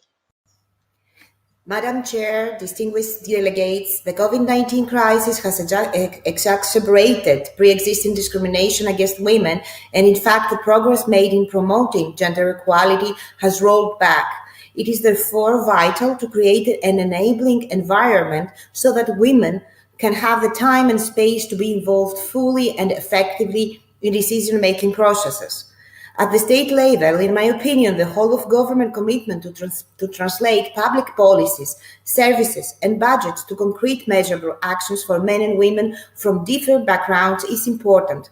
Respect to diversity is crucial, as we need to take advantage of the benefits of all groups of people and create a framework that includes all the talents and skills. To this end, states need to cooperate, exchange views, and share good practices now more than ever before. In particular, in Greece, efforts are being made to create a supporting environment as the political commitment is strong. At the level of public policy, a set of measures have been taken to reconcile work and with family life, to eliminate gender stereotypes that prevent women from participating in decision-making centers, but also to eliminate sexual harassment in workplaces. As part of the implementation of the National Action Plan for Gender Equality that we have from 2021 to 2025, measures are being promoted for the next 5 years. Legislative also measures resulting from the forthcoming ratification of the ILO Convention on Sexual Harassment and actions to support the national network of structures for the prevention and combating of domestic violence. In addition, in the fight against negative stereotypes and prevent women from being considered effective leaders like men, awareness raising and education activities are envisaged in relation to gender stereotypes and their effect on creative, restrictive, and discriminatory perceptions. Our legislation on gender equality provides the appropriate background for the institutional bodies to implement a gender-sensitive approach and to facilitate the participation of women in decision-making.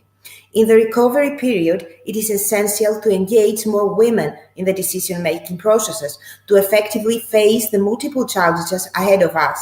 Their skills and vision in dealing with the consequences of the crisis must not be excluded from central policy planning, so that our societies are equal, resilient, and sustainable in the post-COVID era. Thank you very much. Thank you, Greece. I turn now to Her Excellency Juliane Stapot, State Secretary of Federal Ministry for Family Affairs, Senior Citizens, Women and Youth of Germany. Yes, hello. distinguished colleagues, I'm sending my best regards from Berlin to all over the world, as well as the regards of Minister Franziska Giffey, who unfortunately can't be with us today. We actually started our work in the Ministry of Family Affairs, Women, Youth and Senior Citizens 3 years ago. And I remember one of our first office meetings we had about the planning of the 100th anniversary of the women's right to vote in Germany in 1918. Since that, many things have changed, fortunately. But we have to keep in mind that even in the 1960s, a woman still had to get her husband's consent to take up a regular job. Today, this is luckily unthinkable. However, there's still a lot to do to achieve true gender equality. For example, if we have a look to the representation of women in leading positions in the private sector, the public sector, and politics, science, and media, we see that only around 30% of members of the German parliament are, for example, women. We see that only 10% of mayors are female. And we see that only about 10% in the executive members of the executive boards are women. One thing that we have learned in the recent years is that only binding measures and regulations can help to advance gender equality and to bring women in leading leadership positions. Last election period, my ministry introduced a law that for the first time set binding measures for supervisory boards in Germany. Our approach showed us that we were right. The percentage of women in supervisory boards increased significantly after. This motivated us to continue with this approach in this election period. And I'm glad to say that only a few weeks ago, the German government decided about our new law for women in leading positions in the public and private sector. So we are taking the next steps. Soon it is compulsory for big German companies to have at least one woman in the executive board if this has more than 3 members. Furthermore, all companies mainly owned by the government have to have at least one woman in their executive boards. And also, health insurance companies and old age insurance should have the same obligation to include women in their boards. Last but not least, the federal government commits itself to significantly increase the number of women in leadership positions. Hence, women in leadership positions is of highly importance.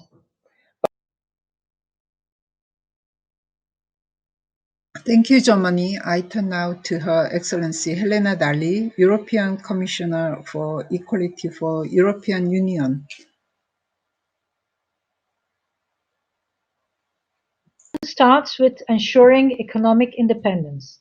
This can only happen through equal opportunities to education, employment, finance, social protection, and healthcare, including sexual and reproductive health and rights, as well as equal sharing of care responsibilities. A first step to women's empowerment is to promote value and recognize women's contribution in the labour market. This is why I have just presented a proposal for binding EU measures for pay transparency. The aim is to enforce the right of equal pay and help tackling the gender pay gap by making gender-based pay discrimination more visible. The COVID-19 crisis has exposed further how, despite teleworking and special family leave, women continue to bear a higher share of unpaid care and domestic work. The recent EU law on work-life balance promotes equal sharing of equal care responsibilities. The pandemic has also demonstrated the importance of functioning childcare and elderly care to facilitate work-life balance. In the recovery phase, the EU will therefore help member states fund affordable and quality child care and long-term care. But even with economic independence, true empowerment of women cannot happen unless they live free from violence, so eradicating gender-based violence must remain our core priority. We are therefore currently preparing a new EU legislative initiative to prevent and combat gender-based violence against women.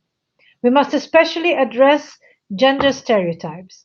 As part of the joint EU-UN Spotlight initiative, we launched a campaign with her to challenge harmful gender norms and stereotypes which perpetuate violence against women worldwide. Finally, women's empowerment means that women and girls become leaders. To achieve a fairer, just, and sustainable world, we promote women and allow more diverse and inclusive perspectives to be reflected in our decisions. Women must be empowered, independent, and safe. Women must have the chance to be whatever it is that they can be. Thank you.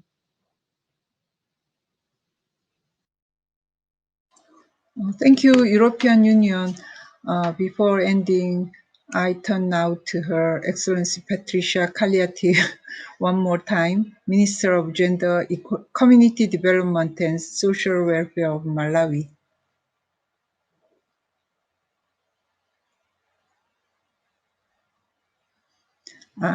We have to come to the end of our allocated time for this meeting, and I apologize to all speakers who are interrupted. Interest in this meeting was very high, and unfortunately, we did not have time to hear from all delegations who wished to take the floor. I would invite all delegations who are unable to take the floor in today's meeting to still submit their statements to e-statement for posting on the website. I now invite Ms. Michelle Bachelet, United Nations High Commissioner for Human Rights, to deliver the closing remarks. Ms. Bachelet, you have the floor. Thank you, Madam Chair. It has been a privilege to listen to this discussion. As several people have pointed out, empowering women and girls to participate fully in public life is the right thing to do and the smart thing to do. This is true always, but particularly also in the COVID-19 and post-COVID-19 era. Speaking up and contributing to decision-making is the right of every human being. It is also a powerful lever for better policy for everyone. Evidence demonstrates conclusively that where women are well represented in government, there is more investment in social protection and more focus on climate action and climate justice. Women's participation in peace talks is also linked to more durable solutions. In the private sector, more women in leadership leads to better business performance on many parameters. Many have mentioned education as a vital key issue, and it is true, but it's not enough. We cannot airbrush reality. Women's equal participation in and representation in political life is advancing very slowly. At the current rate, gender parity will not be reached in national legislatures before 2063. We will not have equal numbers of women and men heads of government before 2150. Women who face multiple forms of discrimination are still far behind. And as are young women, in 2018, women under 30 years old made up over 1% of the world's members of parliament. So, but it's their views, their energy, their commitment, and investment in the future that we so badly need. So I want to encourage all leaders to appoint 50% women in their cabinets and to ensure broader diversity and inclusion.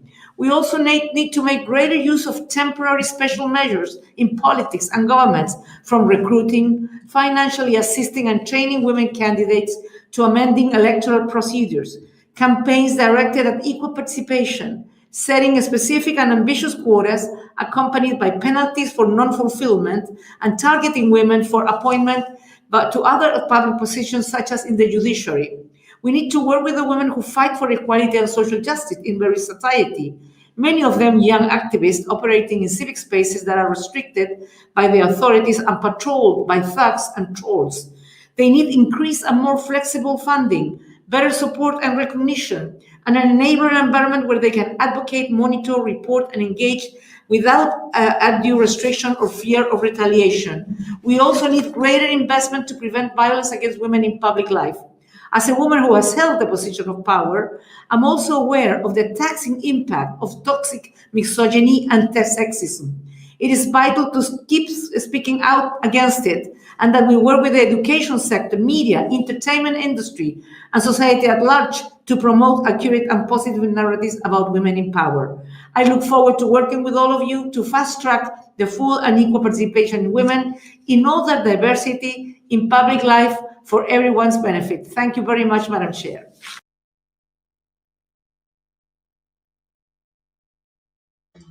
I thank the United Nations High Commissioner for Human Rights for her remarks and for joining us for this meeting. I would like to thank our distinguished participants for their contribution to this important discussion.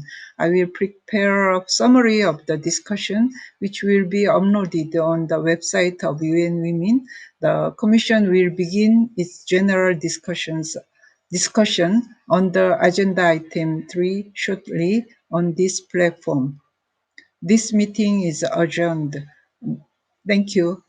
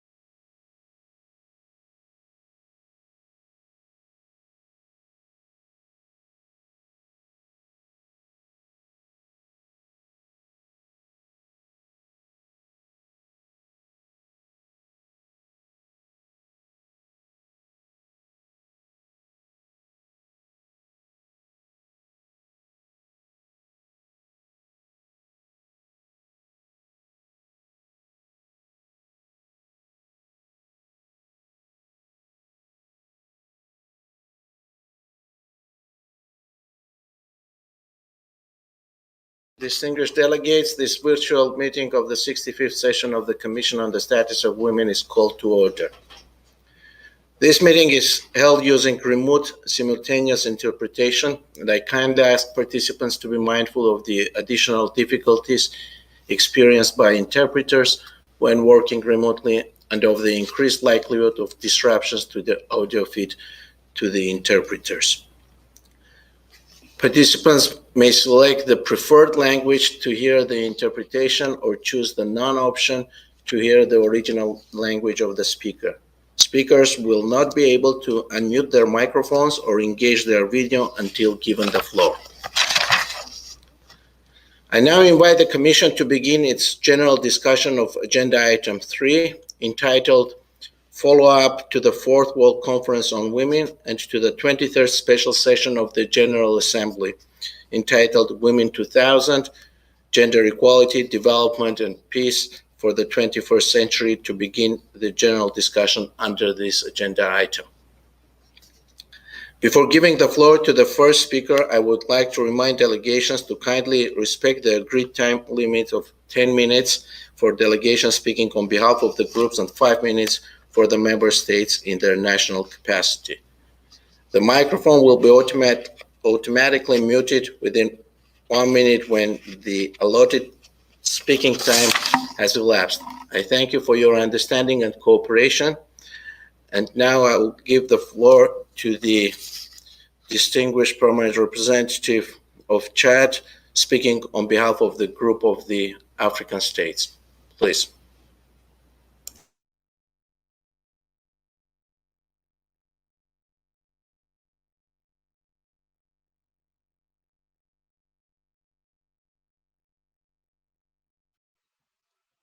Good morning, Mr. Chair, Excellencies, distinguished delegates. I have the honor to deliver this statement on behalf of the African Group at the outset. Allow me to commend you for your excellent manner in which you are conducting the work of this Commission. The African Group thanks the Secretary General for his report submitted under the agenda item and takes note of the recommendation contained therein. This year's season comes at the time when the world is dealing with the devastating impact of the COVID-19 pandemic. We have witnessed a reversal of some of the gains that were attended, and the threat to global effort to achieve women empowerment and gender equality has become even greater. The pandemic has had a negative impact on the livelihood of women and girls and had increased the vulnerability of women to violence. We need to ensure that COVID-19 does not reverse the gender equality progress achieved in recent decades, including women's participation in public affairs. Therefore, as we build the back better, we need to, amongst other things, ensure that decision-making bodies are gender balanced. Mr. Chair, the Beijing Declaration and Platform for Action is the most progressive blueprint for action and roadmap for the advancement of women's rights. In this regard, we affirm our commitment to full implementations of Beijing Declaration and Platform for Action. We recognize that legislation provides the foundation for a holistic and effective approach in addressing the root causes of gender equality and in eliminating barriers to women's full and equal participation in public and private life. In the same vein, the international legal framework obligates and guides states in the adoption of their own laws to address violence against women and girls.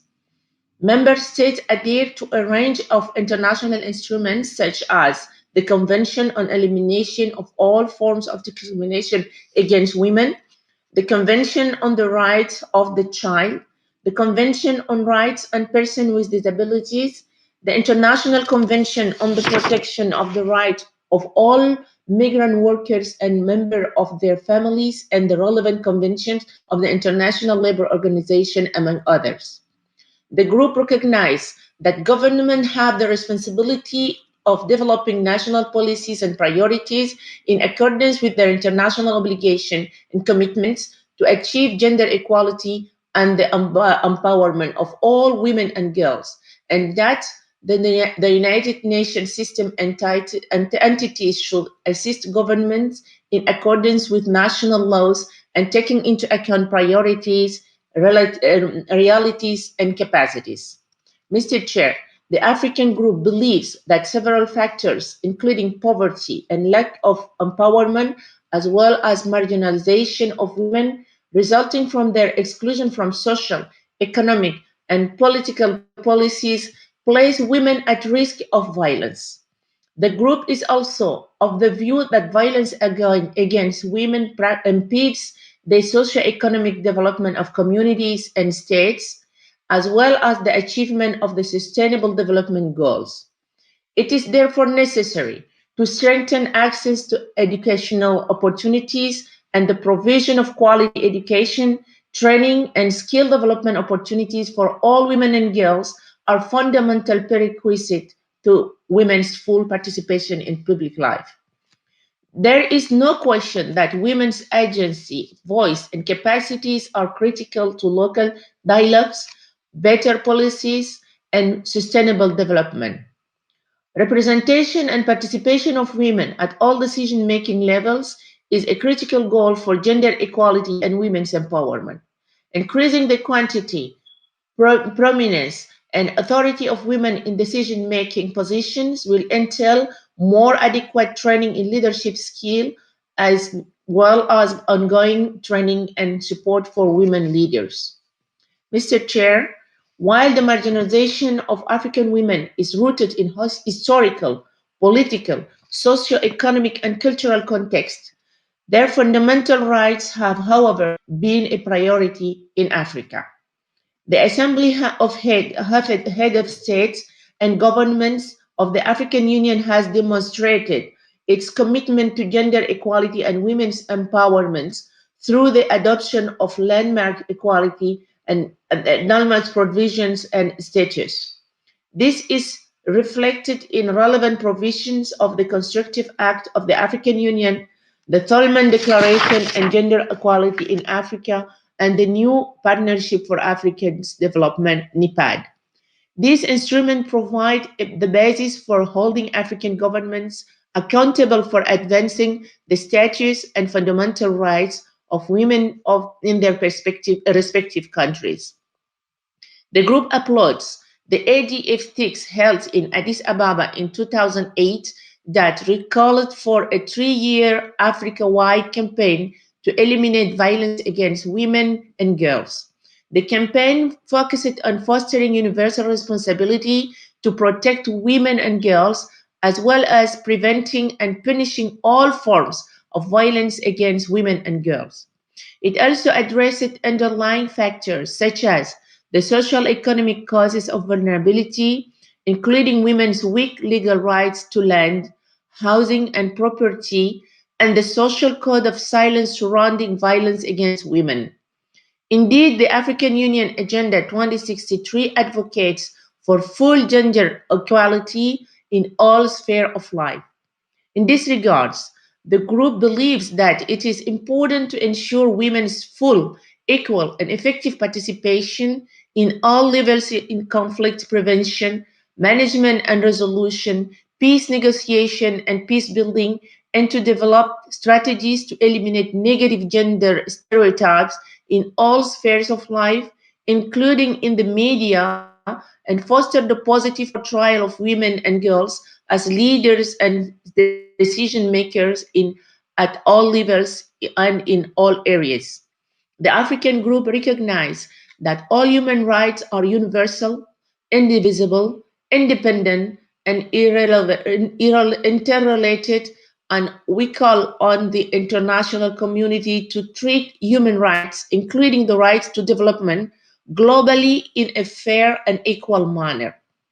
We also believe that it is the duty of states to promote and protect all human rights and fundamental freedoms, bearing in mind the significance of national and regional particularities and various historical, cultural, and religious backgrounds.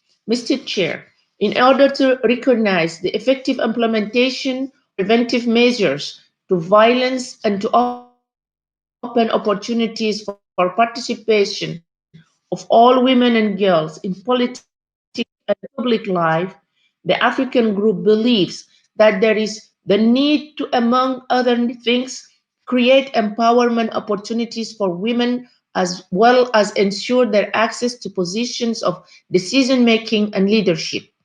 And for victims of violence, it is important to expand referral mechanisms between multi-sectoral services and implement information sharing protocols to ensure the safety of the victims and to establish protection and support services for survivors and victims. The group therefore calls for the implementation of the comprehensive commitments made by the international community on development, including transfer of official development assistance, transfer of technology, access to markets, and on gender equality and the empowerment of all women and girls. This will ensure women's equal access to economic resources, enhance their participation in decision making, and advance the empowerment of women and girls by uplifting their capabilities, which will enable them to enjoy access to these resources through international cooperation. In conclusion, the African Group affirms its support to end violence against women and girls and recognize the role of family in this regard. We believe that more than ever, there is the need to enhance the capacity of the family to prevent and eliminate all forms of violence against women and girls.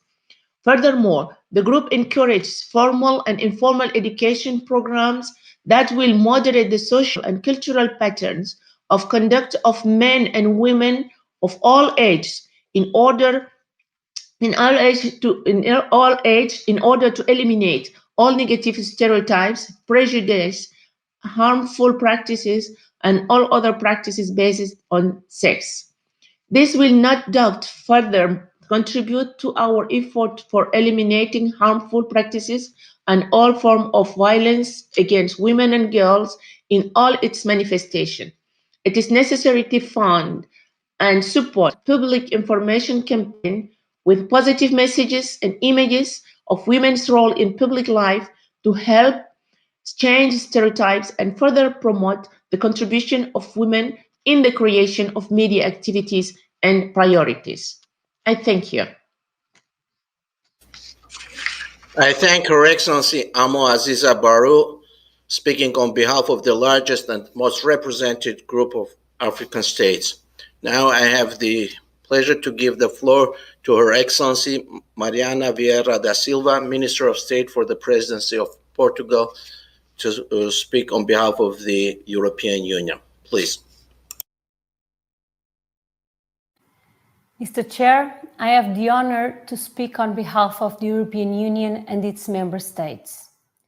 The candidate countries, the Republic of North Macedonia, Montenegro, Serbia, and Albania, the country of the Stabilization and Association Process and potential candidate, Bosnia and Herzegovina, as well as Ukraine, the Republic of Moldova, and Georgia, align themselves with this statement. Gender equality can never be taken for granted. Instability, fragility, conflict, climate change, just to mention a few critical issues, and lately the COVID-19 pandemic, are exacerbating gender inequalities and threatening hard-won gains everywhere within the EU and beyond. Promoting gender equal representation in Parliament as well as in governments is critical. This means removing institutional and structural constraints, discriminatory laws, as well as cultural, organizational, and attitudinal barriers and stereotypes. Today, the EU calls for scaling up efforts and collaboration to address systemic discrimination, including multiple and intersecting forms of discrimination. Promotion and empowerment of women in parliament and political life is crucial not only for decisions being credible, legitimate, and more sustainable. Moreover, Gender equal representation in corporate sector, particularly in the most senior decision-making positions, is key for the promotion of more diverse and innovative business environments. Gender stereotypes coupled with exclusion of women from economic, social and political power and structural inequalities that hinder women's participation in the labour market, including the persistent and unequal divisions of unpaid work and domestic work, create a fertile ground for fear and withdrawal. The EU views equal, full, effective and meaningful participation of all women and girls as an unequivocal part of democratic and human rights-based governance. It is critical to work towards women's equal, full and effective and meaningful participation in all their diversity in all spheres and levels of public and political life. Participation of women and girls with disabilities requires in-depth and more targeted attention and effort. Full participation of all women and girls in public life and political discourse is crucial and adequately translating their perspectives, knowledge and skills into policies to achieve gender equality. To this end, the EU equality underscores the important role of men and boys and of civil society at large. Sexual and gender-based violence, online and offline, continues to be a major barrier for the participation of women and girls in politics and public life. The scale of the problem globally remains alarming. 1 in 3 women has experienced physical and/or sexual violence. 3 months ago, together with countries from all regions, the EU launched a new group of friends at the UN aimed at doing just that. The group of friends counts 91 members. Another concrete example of our commitment is the EU-UN Spotlight Initiative, the largest investment to date in preventing and eliminating violence. In recent years, online gender-based violence, including threats, harassment, and cyberbullying, has become one of the key barriers to women and girls' full, equal, effective, and meaningful participation. The effects are deplorable and negatively affect the right of women and girls to participate in public life and political decision-making and attempts to bridge the digital gender divide. Targeting in politics creates a double burden. Women are being attacked both for their profession and as women. Acts or threats of violence can have severe physical or mental health impacts, lead to self-censorship, and to women entirely retreating from their profession or the public sphere, including online platforms. There is no space for complacency. To harness the potential of girls and women, we must respect their choices that each woman and girl makes. We must enable all of them to dare to lead, dare to live. This is essential also for our shared future, for finding solutions to pressing challenges such as climate change, both mitigation and adaptation, and strengthening climate resilience, including through climate-smart technology and solutions that support livelihoods of women. Strikingly, although women around the globe are at the helm of effective and inclusive COVID-19 response efforts, they are frequently underrepresented at highest levels of decision-making and leadership in sectors that are directly affected by COVID-19 pandemic, including in the health sector and in political arenas at local, national and international level. We must address the issue of equal representation for the benefit of future generations. Mr. Chair, the European Union aspires to be a union of equality and a global frontrunner on gender equality. The EU reaffirms its commitment to the international framework on gender equality, the full enjoyment of all human rights by all women and girls and their empowerment. We have a vision and an ambition to reach out to the largest number of women and girls and make a real difference in their everyday lives. We wish to ground our support and interventions in strategies that empower all women and girls at all levels. The EU underlines the role of gender equality in building back better in the post-COVID-19 world. Women play a critical role in the prevention and resolution of conflict, as well as in the peace building. We must redouble our efforts to fully implement the Women, Peace and Security agenda. The EU remains committed to the promotion, protection and fulfillment of all human rights and to the full and effective implementation of the Beijing Platform for Action and the Programme of Action of the International Conference on Population and Development and the outcomes of their review conferences, and remains committed to sexual and reproductive health and rights in this context.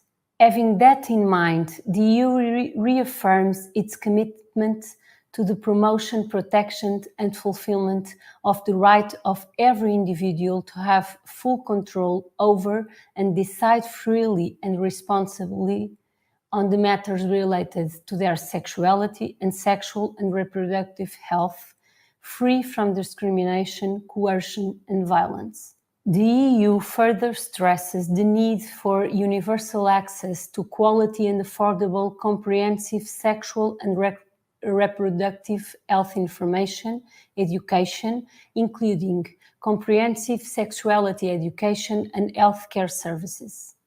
Last but not least, the EU recognizes the essential role that a vibrant civil society, including women's rights movements, young people and women activists, plays in advancing women's and girls' leadership, meaningful participation and gender equality.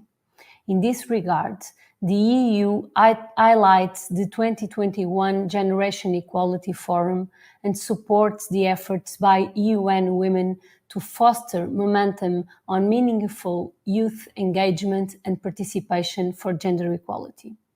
The EU condemns legislation that unduly restricts the work of civil society and underlines the need to provide sustainable funding for these actors. The EU also strongly condemns reprisals and violence against women's rights organizations, women human rights defenders, as well as women peace builders, including those engaging with the UN mechanisms.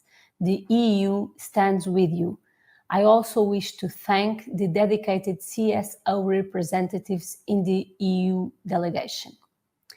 Accelerating the implementation of the commitments I have mentioned is in the interest of the presidents and future generations. Change in these difficult times requires hard work, unity and determination. As the EU, we are ready to step up action. I thank you.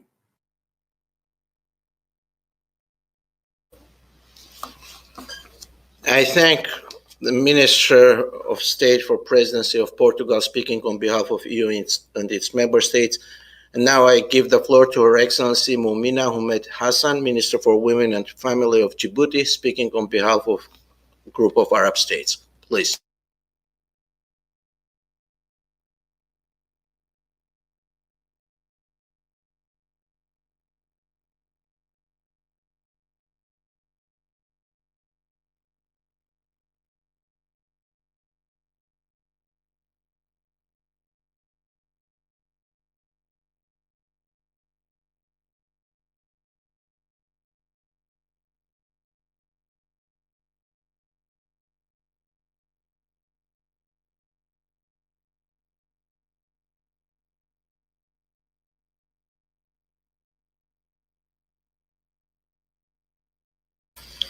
I understand that there is a technical issue, and now I will ask the floor to be given to Her Excellency Nyaleti Mondlane, Minister of Gender, Children and Social Affairs of Mozambique, speaking on behalf of Southern African Development Community. Please.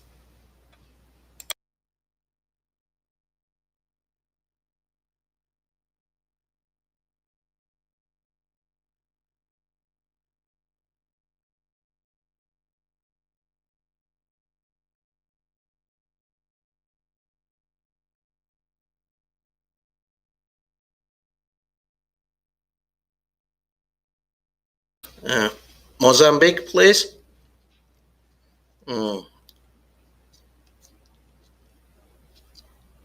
If the video, yes, please.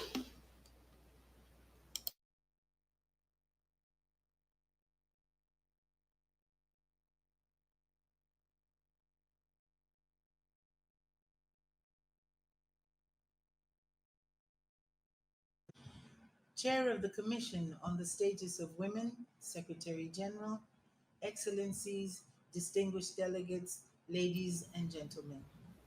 I am honored to make this statement as the Republic of Mozambique on behalf of the Southern African Development Community, which comprises of 16 countries. Allow me, Chairperson, at the very outset, to take this opportune moment to extend on behalf of SADC our sincere congratulations to you for presiding over the proceedings of the 65th section of the Commission of the Status of Women. As SADC, we fully support you in the discharge of your mandate.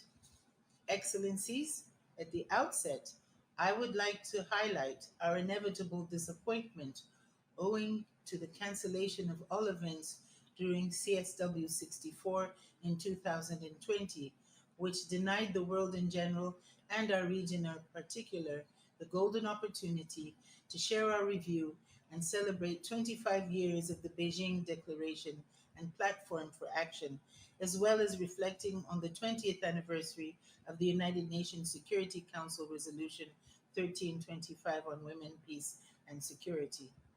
It is our hope that this year's theme, Women's Full and Effective Participation in Decision-Making in Public Life, as well as the elimination of gender-based violence for the achieving of gender equality and the empowerment of all women and girls, will allow the space to briefly explore issues that were put aside due to last year's cancellation, and to also share our response to the current pandemic on women's rights in all areas.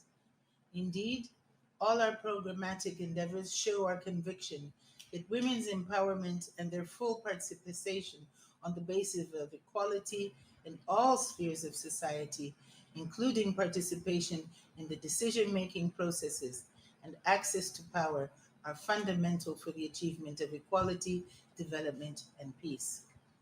Chairperson, it would interest you to know that SADC is at a critical juncture because its 2015-2020 Strategic Development Plan ended in 2020, and the Regional Indicative Strategic Development Plan 2020 to 2030 was approved. The RISDP 2020-2030 objective is to have a SADC region where women and men are optimally engaged in the drive for its development and advancement towards a positive future through being empowered to actively and fully participate in all aspects of society with full access to socioeconomic opportunities and human rights. In furtherance of gender equality and women's empowerment agenda, these are envisaged to be achieved through first, accelerated implementation of the prioritized areas of the SADC Gender and Development Protocol, and second, strengthen gender mainstreaming mechanisms and technical capacity at both national and regional levels to address issues such as gender-based violence, promoting representation and participation of women in politics and decision-making, and strengthening meaningful women's economic empowerment. These echo very well with this year's theme as well. The RISDP is intrinsically transformational in that its outcomes aim to mitigate, if not eliminate, the major constraints hindering gender equality and women's empowerment, and to catapult SADC to higher levels by making gender a catalyst and enabler of the RISDP. This means that gender will permeate the pillars of RISDP, ensuring that they are gender responsive, and only then can commit to radically transform critical structures and actualize gender equality and women's empowerment by 2030. That is, gender parity will be attained. Distinguished delegates, Assessment of the SADC Protocol on Gender in Development and Gender Policies, Strategies and Action Plans indicate that all 15 member states, not counting Comoros, have ratified the Convention on all forms of discrimination against women, and the provisions of the Convention have all been domesticated in the SADC region through the SADC Protocol on Gender and Development. All member states have signed the SADC Protocol on Gender and Development, with the exception of Mauritius and Comoros. Following the revision of the protocol in 2016, 13 member states have signed the agreement amending the protocol, with South Africa and Malawi ready to sign in the next summit. The majority of member states undertook comprehensive constitutional reviews of their domestic laws in recognition of the need for alignment and harmonization with the SADC Protocol on Gender and Development. Further, it is notable that constitutions and statutes outlawing discrimination on the basis of sex are present in all member states. Special measures for the promotion of women's participation in political and decision-making processes have been adopted by 13 countries, except for Botswana and Angola. Constitutional reforms have been undertaken by 11 countries, and 5 countries are still outstanding at various levels of governance, albeit with some retrogressing. Governance sector made significant progress in increasing the proportion of female representation in parliament, although female representation is still short of the 50% target.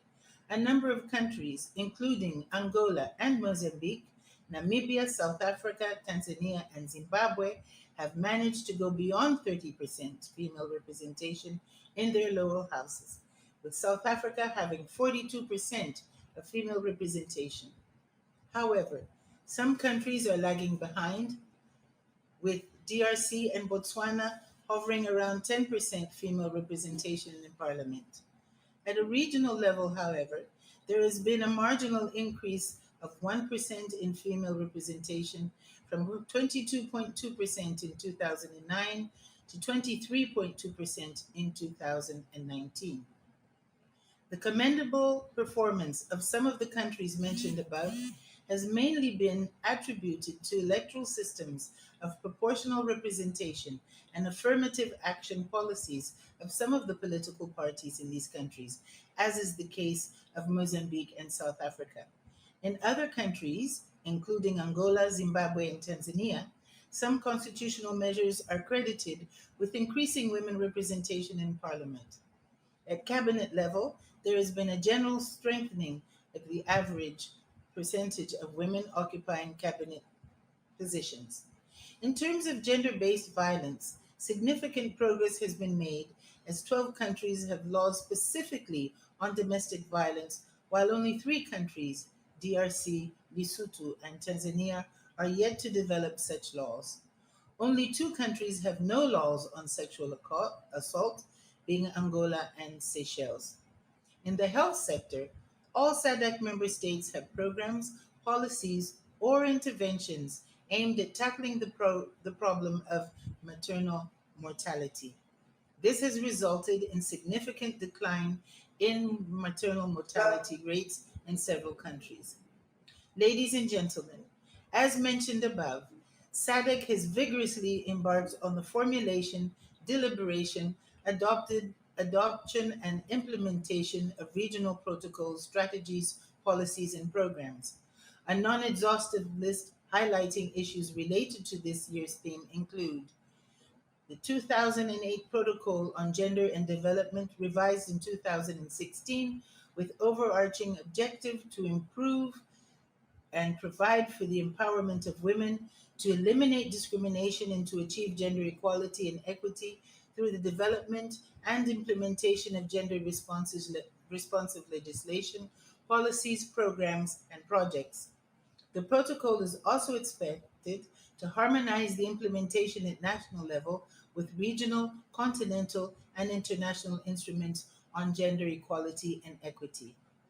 The regional multidimensional women's economic empowerment program to promote women's economic empowerment and gender-responsive development in order to contribute to social inclusion and justice by 2030. The regional strategy and framework for action to addressing gender-based violence 2019-2030 aims to provide a common platform and guidance at regional and member states levels for effective, holistic, and coordinated approach for addressing gender-based violence, consistent with Part 6 on Gender-Based Violence Articles 2025 of the SADC Protocol on Gender and Development. The Regional Strategy on Women, Peace and Security 2018-2022 to implement UNSCR 1325 and its associated resolutions. Its goal is to ensure that women fully and meaningfully participate in SADC's peace and security structures and processes through mainly mainstreaming gender into the SADC's peace and security architecture. Chairperson, in the light of the above, we are routinely interrogating our progress in the implementation of all our gender instruments and commitments as enshrined in RISDP, the SADC Indicative Plan for the Organ on Politics, Defense, and Security Cooperation, and our Protocol on Gender and Development in order to identify key challenges.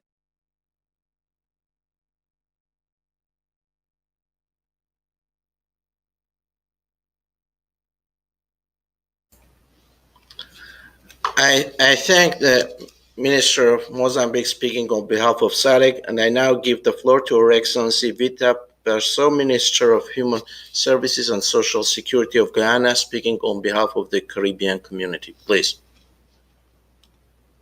Mr. Chairman, I'm honored to speak today on behalf of the 14 member states of the Caribbean community, CARICOM. I assure you and the members of the Bureau of CARICOM's full support and cooperation in the execution of the Commission's work.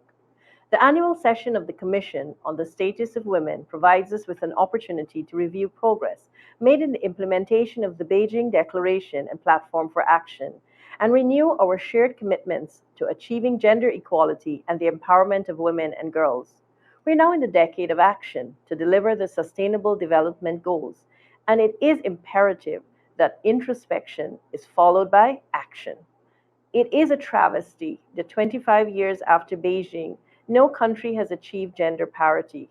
This year's theme of women's full and effective participation and decision-making in public life, as well as the elimination of violence, is timely. Both elements are critical to achieving gender equality and the Sustainable Development Goals. Women are playing an essential role in the socio-economic and political development of the CARICOM region and can be found in leadership positions in every sphere of influence, including politics, public services, business, and in civil society. There is, however, still much work to be done. The UN Secretary General's report, released in 2020, highlights that worldwide, women are still underrepresented in public life and decision-making. Less than 7% of the heads of state are women, and while the proportion of women in parliament has doubled globally since 1995, men still hold 75% of seats. While not present in large numbers, historically, women in the Caribbean community have been actively involved in politics and have made important contributions to the legislative agendas in their respective countries. They have established themselves as dependable partners in the development process and play a crucial role in promoting sustained and inclusive economic growth and in poverty eradication. They also continue to be influential through their involvement in civil society, women's organizations, as well in other civic engagement, including academia. Through these channels, women have been vocal in advancing the human rights of women and girls and advocating for legislative and policy changes. While women in the region occupy more ministerial posts today, they're still very much outnumbered by men. On average, less than 30% of ministerial portfolios are held by women. Among the primary barriers to women's participation in public and political life are gender stereotypes and cultural and negative social norms. Often, women are judged by different standards than men and are perceived as not being tough enough to be political leaders. In addition, The private lives of women politicians are scrutinized more strictly than their male counterparts. Women in the private sector face similar challenge. Mr. Chairman, there must be an enabling environment for women to achieve full and effective participation and decision making in public life, with men as equal partners. In this regard, we emphasize the importance of family and the need for there to be shared responsibilities and a home environment that gives equal opportunities to boys and girls and that is free from violence. Childcare, education, healthcare, and robust social protection services are essential parts of this equation. The provision of education remains a strong focus in all CARICOM countries. Women and girls are encouraged to pursue their ambitions and their achievements are celebrated. However, while women in the region are more likely than men to have tertiary education, this does not always translate into higher earnings. A recent study suggests that women need to have higher educational levels if they want earnings at the same level as men. Despite higher access to and performance in secondary and tertiary education, they tend to have lower level and lower paying jobs and dedicate 3 times more time to unpaid work than men. In all countries of the region, the employment rate is lower for women, though it should be noted that recent statistics show that women are more likely than men to be employed by government. Mr. Chairman, the COVID-19 pandemic has deepened gender inequalities and increased poverty. Women are disproportionately affected by unemployment, and COVID-related restrictions have dramatically increased the unpaid care and domestic burdens of women and girls, reflective of an entrenched gender division of labor. Violence against women and girls has escalated and schools disrupted. Those living in poverty and in rural and indigenous communities are at particular risk of being left behind. In addition to COVID-19, the continuing impacts of climate change provide serious challenges and setbacks for our region, with women and girls being among the most affected populations. Amidst all of this, our women have shown immense fortitude and leadership, contributing in numerous ways towards COVID response and recovery efforts on the front line as healthcare and essential workers and community organizers, as well as some of the most effective national leaders in combating the pandemic. Mr. Chairman, sexual and gender-based violence and domestic violence against women and girls continue to be a major challenge for CARICOM member states. Our governments are consistently working to eliminate such violence, ensure access to justice for victims, and support for survivors. Among initiatives is improved data collection aimed at better understanding and addressing the underlying causes of violence. We continue to seek support from our developmental partners for building our capacity to collect credible data and information based on which evidence-based policies and action plans can be developed. CARICOM also recognizes the importance of engaging men and boys in efforts to eliminate all forms of violence against women and girls.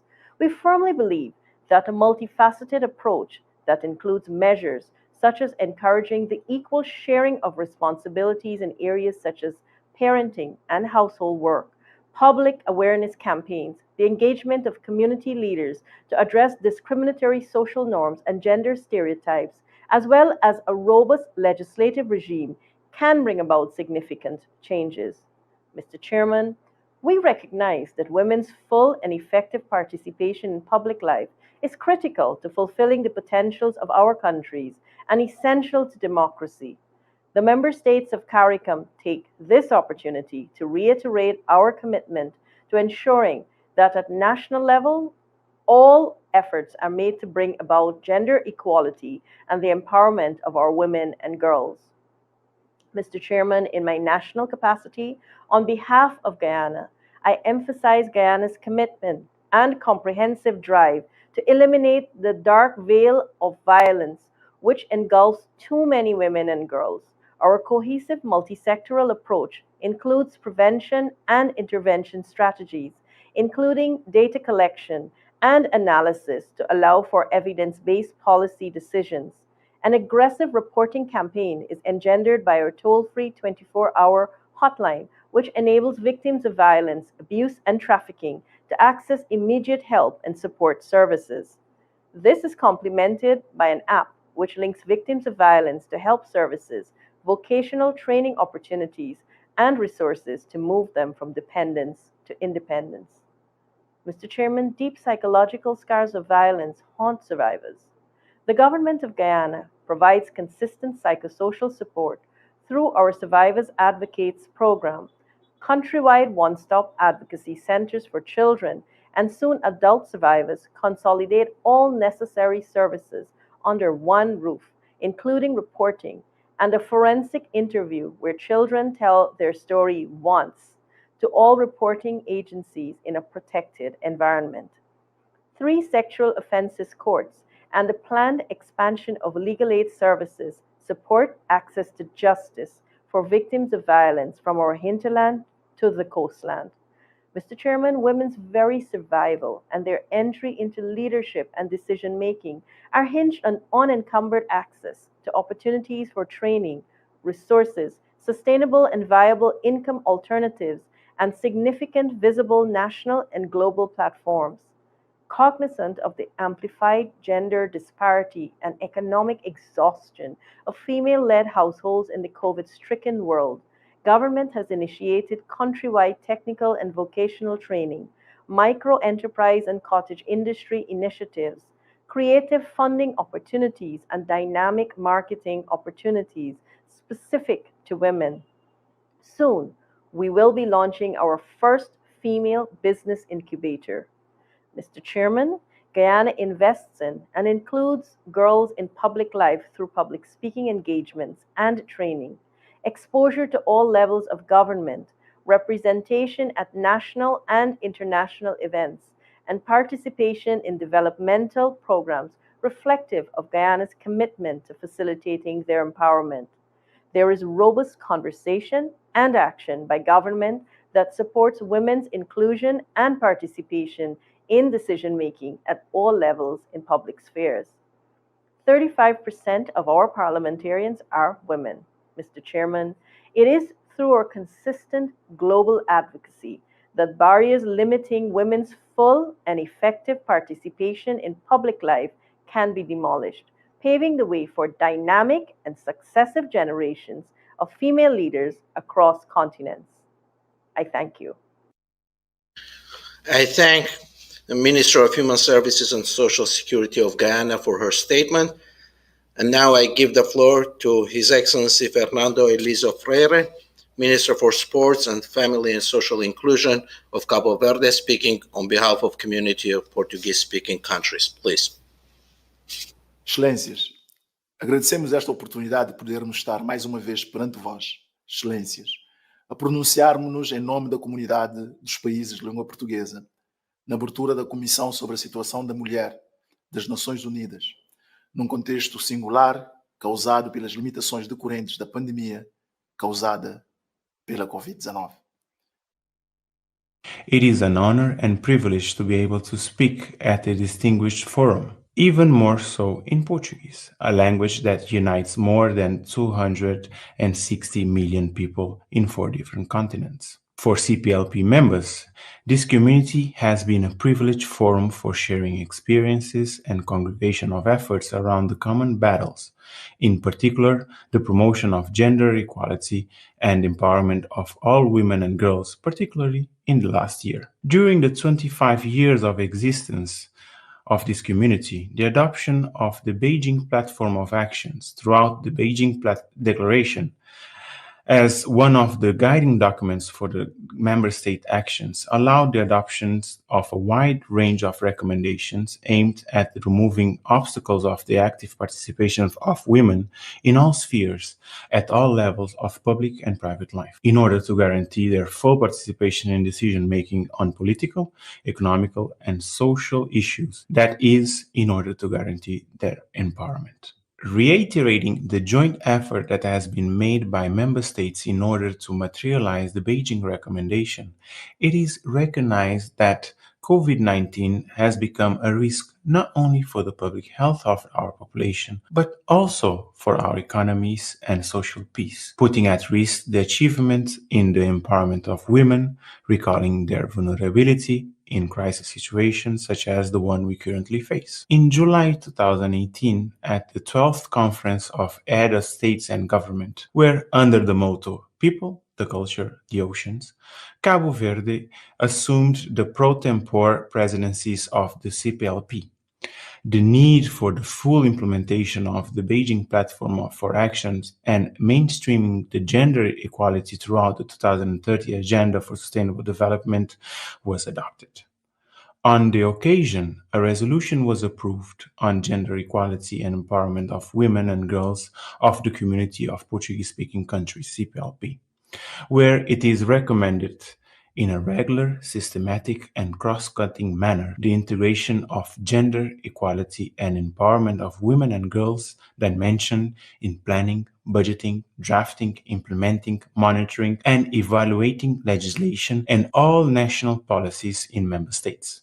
At the beginning of November 2019, at the 6th meeting of the ministers and authorities responsible for the gender equality of CPLP, which took place in Praia, in Cabo Verde, the Praia Declaration was drafted and approved, and then the CPLP Action Plan 2017-2020 for gender equality was extended until 2021, a document that brings together the challenges of the community in terms of promoting gender and empowering all women and girls. During this event, the importance of the Memorandum of Understanding between CPLP and UN Women was highlighted, reasserting the political will to keep it active and to promote the multilateral cooperation for gender equality and empowerment of women and girls. The 9 CPLP member states, spread across 4 continents, united beyond the language they speak, are committed to joining efforts to overcome the common barriers that hinders the empowerment of women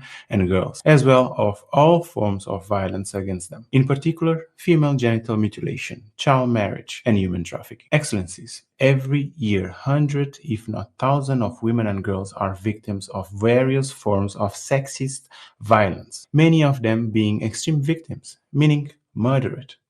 In this sense, the CPLP strengthened its efforts in this fight, declaring in all member states an active fight for the elimination of gender-based violence against women and femicide as a top priority, championing zero tolerance.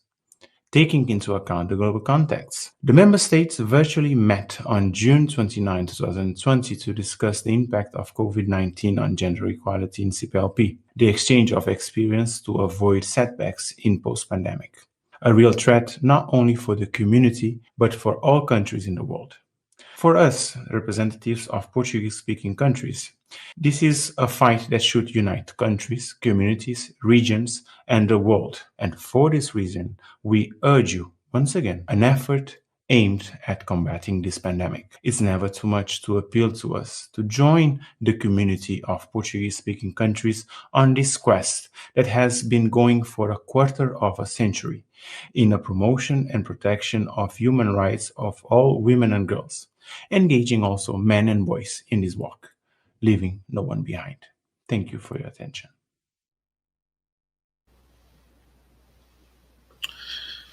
I thank Minister of Cabo Verde, speaking on behalf of Community of Portuguese-speaking countries, for his statement.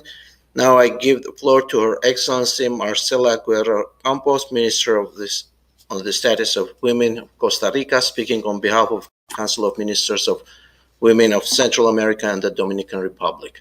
Please. Muy buenos. Very good afternoon. It's my honor to read this statement on behalf of the following countries: El Salvador, Guatemala, Honduras, Nicaragua, Panama, the Dominican Republic, and my own country, Costa Rica, who are all members of the Council of Ministers of Women of Central America and the Dominican Republic of the Central American Integration System. The Council of Ministers of Women in Central America and the Dominican Republic to the 65th session of the Commission on the Status of Women would like to reaffirm the commitment of our states and political, social, and economic institutions to the comprehensive development and empowerment of women and their full and active participation in political and electoral, as well as social and economic processes within countries in our SICA region. At these times that we are facing in the world, the adverse effects of climate change, as well as the socio-economic effects caused by the COVID-19 pandemic, that are deepening the economic vulnerability, particularly of women, of girls, of developing countries, requires joint efforts to build fairer and more inclusive societies in our current world. And in this situation, we need to work hand in hand socially for the common good. The COVID-19 pandemic has worsened existing inequality gaps in the development of women, to the extent that this has meant a setback in the advancement of rights of women that were so hard won in the sub-regional and national spheres. This is clear in the various developments and diagnostics carried out nationally and sub-regionally, as well as at a regional level. The pandemic caused profound and different effects on the lives of women, and it has once again underscored the fragility of their economic empowerment due to the lack of the fall in their income, since most of them depend on in the informal and service sectors, particularly the domestic work sector. This is particularly impacted by the lack of mobility, particularly in those countries in which lockdown measures have been imposed.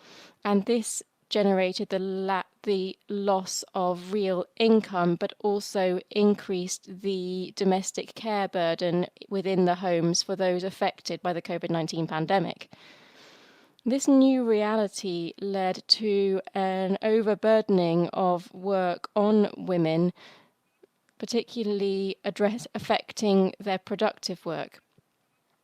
Turning now to the productive work, women continue to play a central role in the production and provision of foods, and they continue to contribute to their families as salary earners in order to respond to the needs for food within their families, communities, and countries of their region. Added to that, we have the care work done by women, which is done for older persons, persons who are sick, persons with disabilities, or children. With the temporary closure of educational centres, women were forced to complement the work of teachers, and this was added to their daily care tasks and their responsibility to implement hygiene measures to avoid the spread of the pandemic. This led to an increase on the burden of work on women and to the detriment of their health and living conditions. We are concerned at the rise in physical, sexual, psychological effects on women which are constantly present in their lives.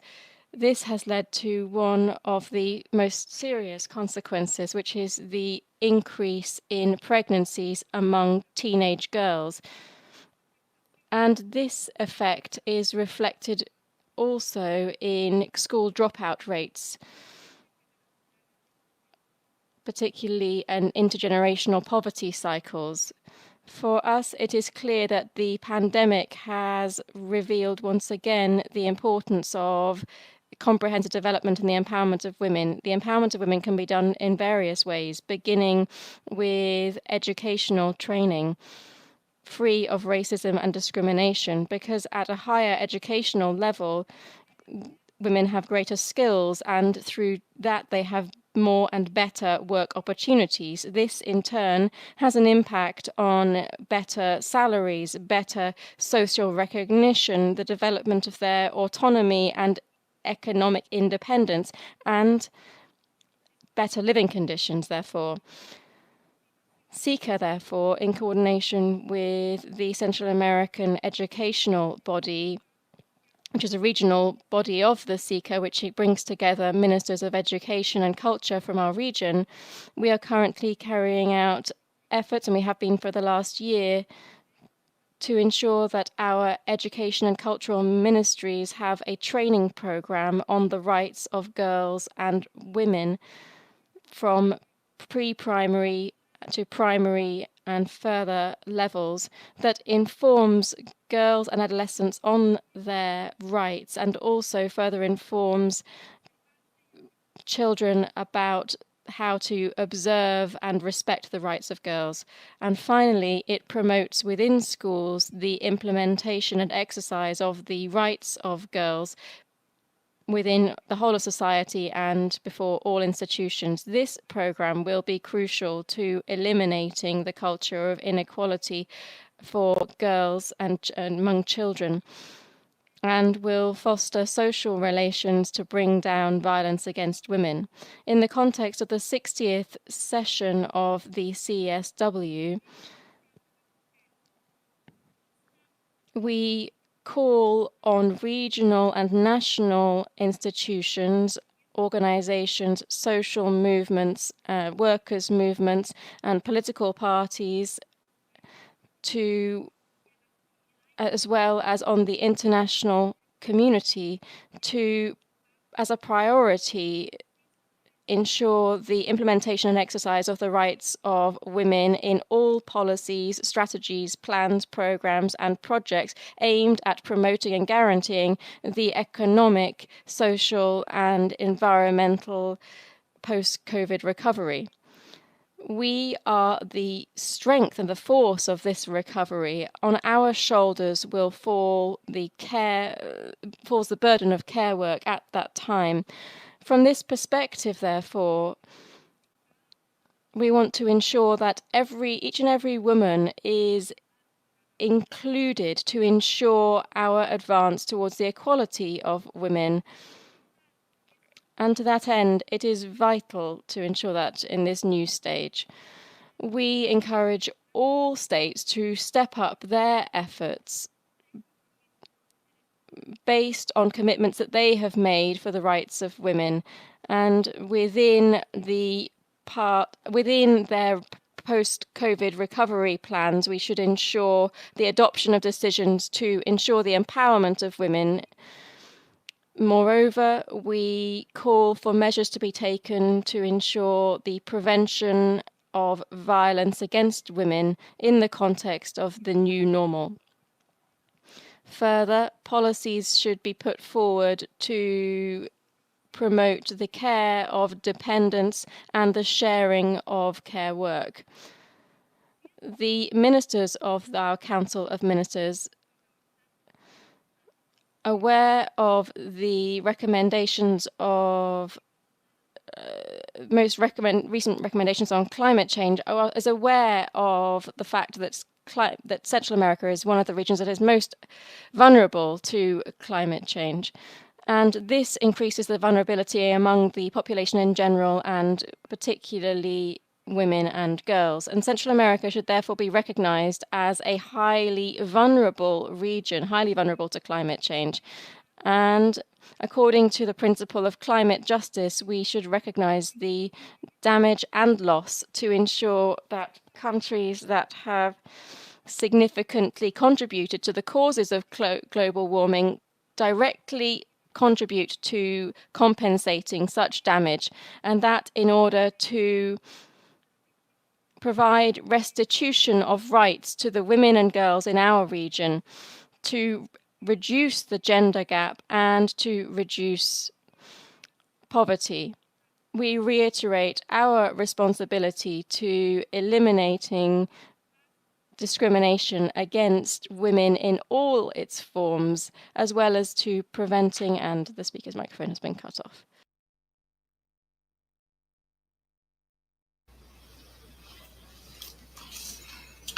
I thank Minister on the Status of Women of Costa Rica for her statement, and now I give the floor to Her Excellency Tanzila Narbaeva, Chairperson of the Senate of Uzbekistan, speaking on behalf of the group of Central Asian countries. Please. Distinguished participants, ladies and gentlemen, allow me first of all to thank you warmly for the opportunity to speak today on behalf of the Dialogue of Women Leaders in Central Asia. The global pandemic has shown the vital importance of multilateral partnership on issues facing women. In this context, the creation of our Women Leaders Dialogue was a historic event and a positive example of cooperation between countries in the region. I'd also like to note in particular that the aims of our organisation are closely linked to the priorities of the CSW. Today, the states in Central Asia have made great inroads in protecting the rights, freedoms and interests of women, and preventing violence and discrimination against women, ensuring their participation in decision-making processes. This is all underpinned by the principle of inclusivity. In our countries, as a result of far-reaching reforms in ensuring gender equality, we have accrued substantial experience and practice, and we have created an enabling environment for the full and equal participation of women in public, political and economic life in our country. I'd like to note also that over the last 20 years, the number of women in national parliaments has doubled. Countries in the region are making continuous progress in achieving the goals enshrined in the Beijing Declaration and Platform for Action to ensure that men and women have equal opportunities in all spheres of life within our countries. To this end, Women Leaders Dialogue of Central Asia is determined to continue its efforts to provide all various types of support for women, to empower them in their decision making and also to achieve gender equality amongst the leaders of the countries in our region. We will be taking measures to provide further protection to the vulnerable strata of the population and to increase the standard of living of the poorest women, particularly during the pandemic. During last December's and this February's meetings and discussions, the participants in our dialogue discussed the state of affairs in Central Asia, and we worked alongside the UN Women and drew up and distributed proposals and recommendations to be included in the outcome document of the 65th session of the CSW. The recommendations pay particular importance to the importance of joint work, attention to the importance of joint work to improve legislation to protect the rights and freedoms and interests of women, to ensure gender equality, as well as the full and effective participation of women in decision-making processes. There is also a focus on eradicating violence and discrimination. As part of this dialogue, we will be continuing to roll out measures to create the necessary conditions to increase women's activity, to support their work and to broaden their economic rights, including through providing women with access to technology and financial resources, and also implementing gender-sensitive budgeting. The heart of our concerns is providing material and financial support and adopting effective measures to eradicate all forms of violence against women and providing assistance to victims. In line with the plan of action of our Women Leaders Dialogue, during Uzbekistan's presidency of this in 2021, we have a series of regional roundtables that were held, as well as business fora and conferences focused on gender equality. And we also organised a regional youth camp to focus on the issues of leadership.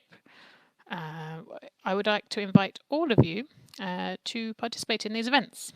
We are certain that launching our dialogue will allow us to pool our efforts between countries of the region to fulfil the tasks set out by the UN CSW, and it will breathe new life into regional cooperation in the sphere of women's rights, freedoms and interests. The dialogue also allowed us to build capacity of women leaders to further implement the aforementioned objectives linked to achieving regional peace and security, the SDGs, and this is all done at the highest level. Ladies and gentlemen, now I'd like to share Uzbekistan's vision as regards the issues up for discussion today. Firstly, gender equality must remain at the centre of society and the state's priorities. In this connection, we believe it is wise to actively promote on a global level the principle of women's rights are human rights. providing support to women and girls is one of the priorities of our country. We have a vertical system for implementing our objectives to further increase the social status of women and also increase their participation in managing the state and within society, including on up to the level of a mahala, ensuring that the Commission today in Uzbekistan, we have a public council on women to ensure gender equality and deal with issues facing women. Secondly, we need to create legislation of direct action to ensure gender equality, to protect their rights, freedoms and defend their interests. In Uzbekistan, over the last 4 years, we have adopted more than 20 normative legal acts on women's interests in line with international standards. We also have a strategy for gender equality for the period up to 2030. We also have mandatory expert assessments of gender law when we adopt all normative legal acts. Thirdly, it's also important to create the necessary environment to increase the socio-economic and political and legal work amongst women and ensure that they can participate in the work of public and political organizations. There is women are playing an ever greater role in Uzbekistan in public life and within the government. We also have a solid staffing reserve for women of working age to work in state structures. Here, I'd like to draw attention to the adoption of various measures to develop women's leadership on a local level. Women's representation in high-ranking positions is now at 26.6%. The number of women in the new parliament is twice as high as it used to be. According to the same indicator, Uzbekistan's parliament is now 37th out of 190 countries in the world. Fourthly, I'd also like to pay particular focus on ensuring women's labour and supporting their work and supporting women's entrepreneurship, training and retraining for experts. In Uzbekistan, we have a centre for women's entrepreneurship in each region. In 2020, the number of women entrepreneurs was 172,000. Recently, we created a fund to support women, and its capital is $96 million. We also have a program of interest-free loans for women entrepreneurs. Fifthly, we've also created the necessary environment, an enabling environment for access to education and health care. Out of 100 children at school, 50 are girls. In higher education institutions in Uzbekistan, 46% are women. In 2020, 950 underprivileged girls received grants to study in higher education institutions in Uzbekistan. In 2021, 2,000 girls will receive this kind of grant. 150 girls in need from each region who do not have parents or are from single-parent families will receive support for their education from the state budget. Far-reaching measures are also being rolled out for medical services for women. In 2020, our country will have medical examinations for almost 9 million women, and this includes cancer screenings. To prevent cancer, 323,000 girls will receive a vaccination, will receive the HPV vaccine. Sixthly, we also need to carry out a stronger policy for social protection of women.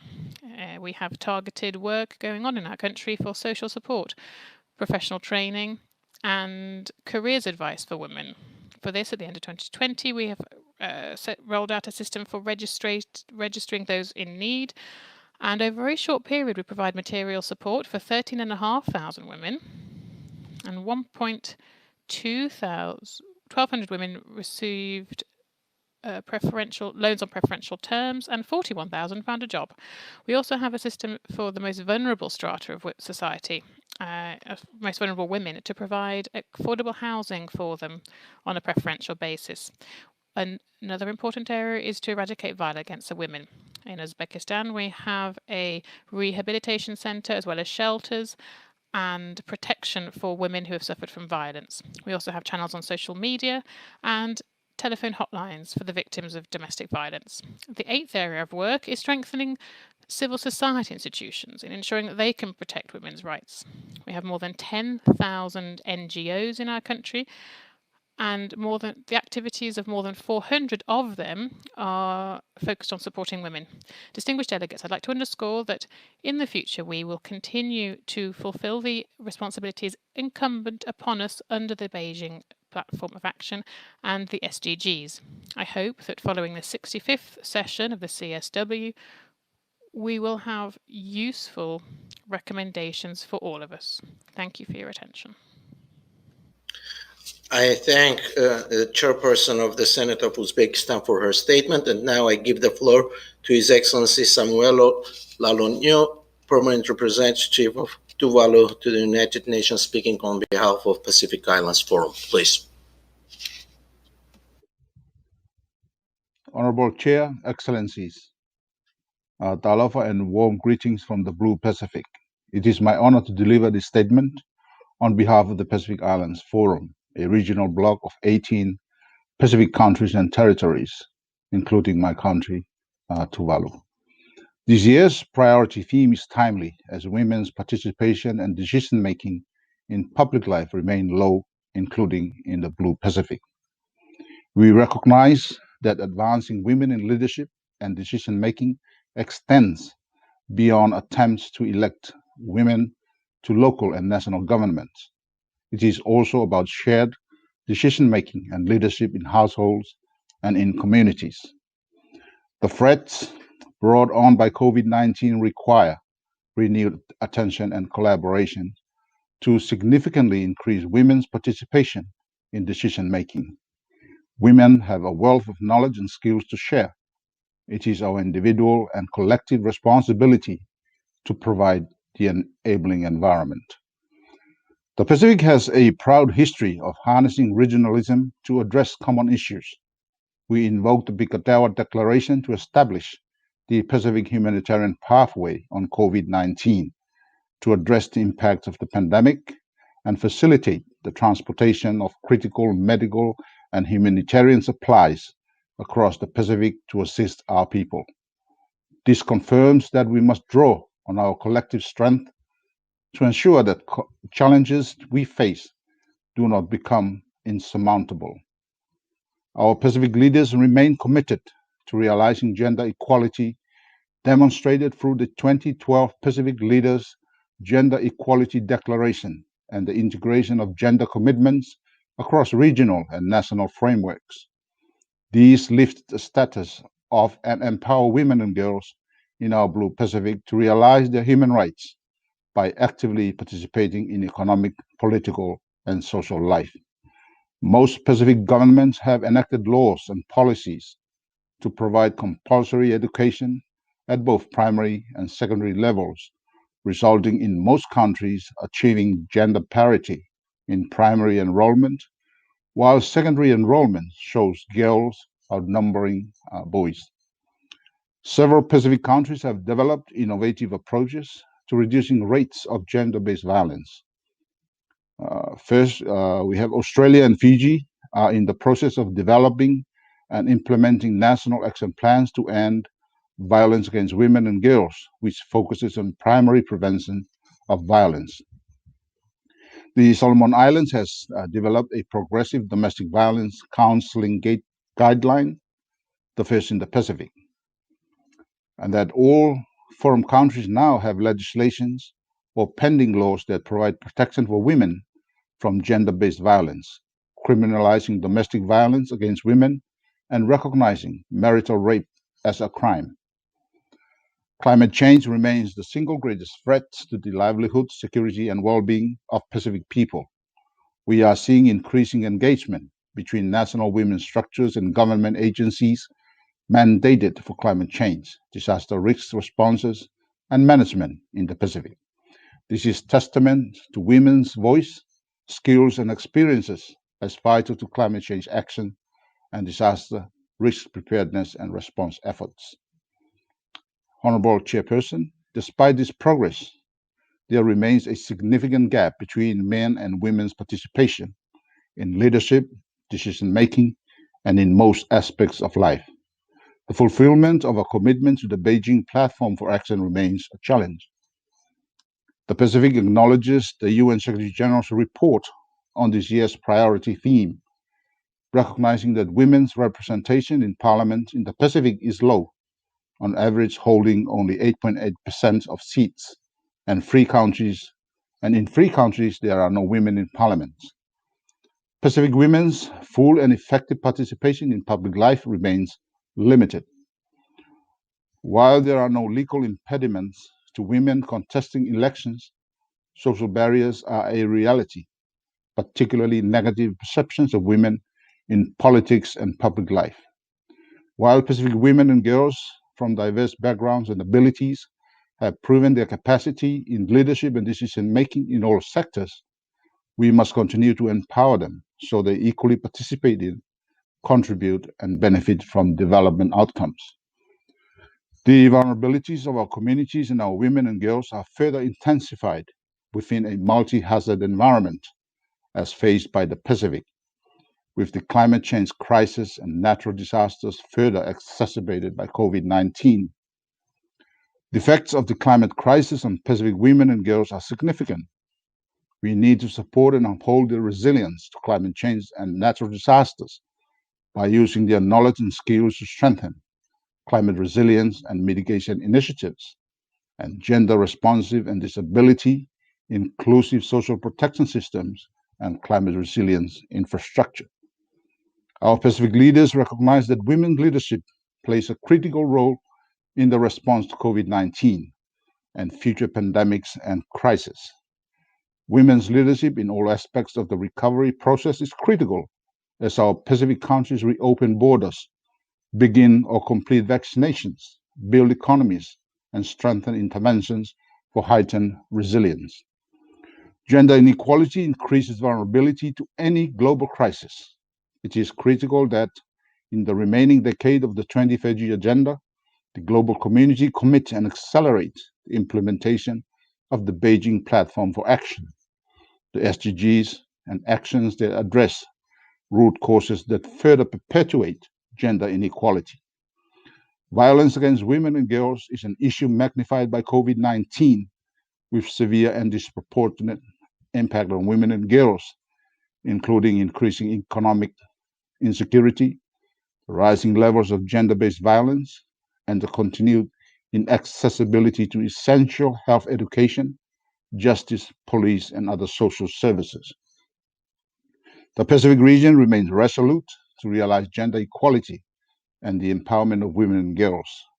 We need to be part of the solution and welcome partnerships with nations and organizations to realize gender equality and empowerment of all our women and girls.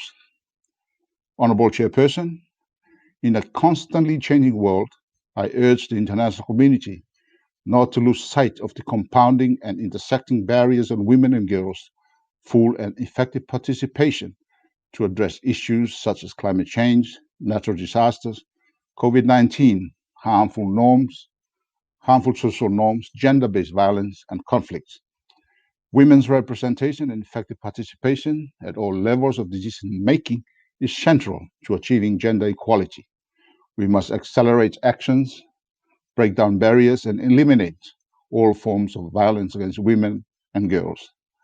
Only then will we realize our Pacific leaders' vision for gender equality and the strategic intent of the Beijing Platform for Action and the 2030 Agenda for Sustainable Development. Honorable Chairperson, we therefore call for the continued support from the international community and development partners in accelerating women's full and effective participation in decision-making and public life, and the elimination of all forms of violence against all women and girls. We also call for ambitious climate change actions now through decisive and transformative actions, including in UNFCCC platforms, to secure our children's future. COVID-19 recovery is an opportunity to reset our global development agenda to one that is climate smart, gender inclusive, and leaves no one behind. The climate change crisis exacerbates impacts on women and girls. And we also call that global recovery efforts on humanitarian disasters and pandemics through greater participation of women to support disaster risk reduction and develop climate resilience, build health infrastructure and social services and protection systems that render inclusive access for all women and girls. Honorable Chair, we must continue to combat challenges together for a better present and a greater future, especially for our women and girls. The onus is on us to ensure that in the remaining years to 2030, decisive action is taken to realize gender equality and the empowerment of women. Honorable Chair, I thank you for the opportunity. I thank the permanent representative of Tuvalu for his statement. Now I have the pleasure to give the floor to His Excellency Magjan Ilyasov, permanent representative of Kazakhstan to the United Nations, speaking on behalf of a group of landlocked developing countries. Please. Mr. Chair, Madam Executive Director, Excellencies, distinguished participants. It is my great honor to deliver this statement on behalf of the 32 states of the group of the landlocked developing countries and the 65th session of the Commission on the Status of Women. This Commission's theme is of critical importance for the LLDCs as they are committed to ensuring the full and active engagement of women with optimal opportunities for the decision-making in the political, economic, and social life of their countries. These, together with the elimination of violence against women and girls, are high priorities in our national agendas. Gender parity has thus gained increasing significance in the LLDCs during the unprecedented and uncertain times of the COVID-19 pandemic. Ladies and gentlemen, I would like to highlight the following key issues for your consideration. First, the impact of COVID-19. Second, challenges faced by women and girls of the LLDCs on the ground. Third, efforts made by the LLDCs for gender empowerment and participation, and assistance sought from the Commission and the international community. And finally, fourth, our commitment for the way forward. First, let me spell out the downward economic and social spiral and corresponding disequilibrium in the aftermath of COVID-19. Our societies and economies, which are structurally and traditionally built to rely on women as health workers and caregivers on all the front lines and at home, have received a great shock. We are unable to fully withstand the high toll on women the pandemic has inflicted with its severe physical, economic, and psychological impacts and trauma.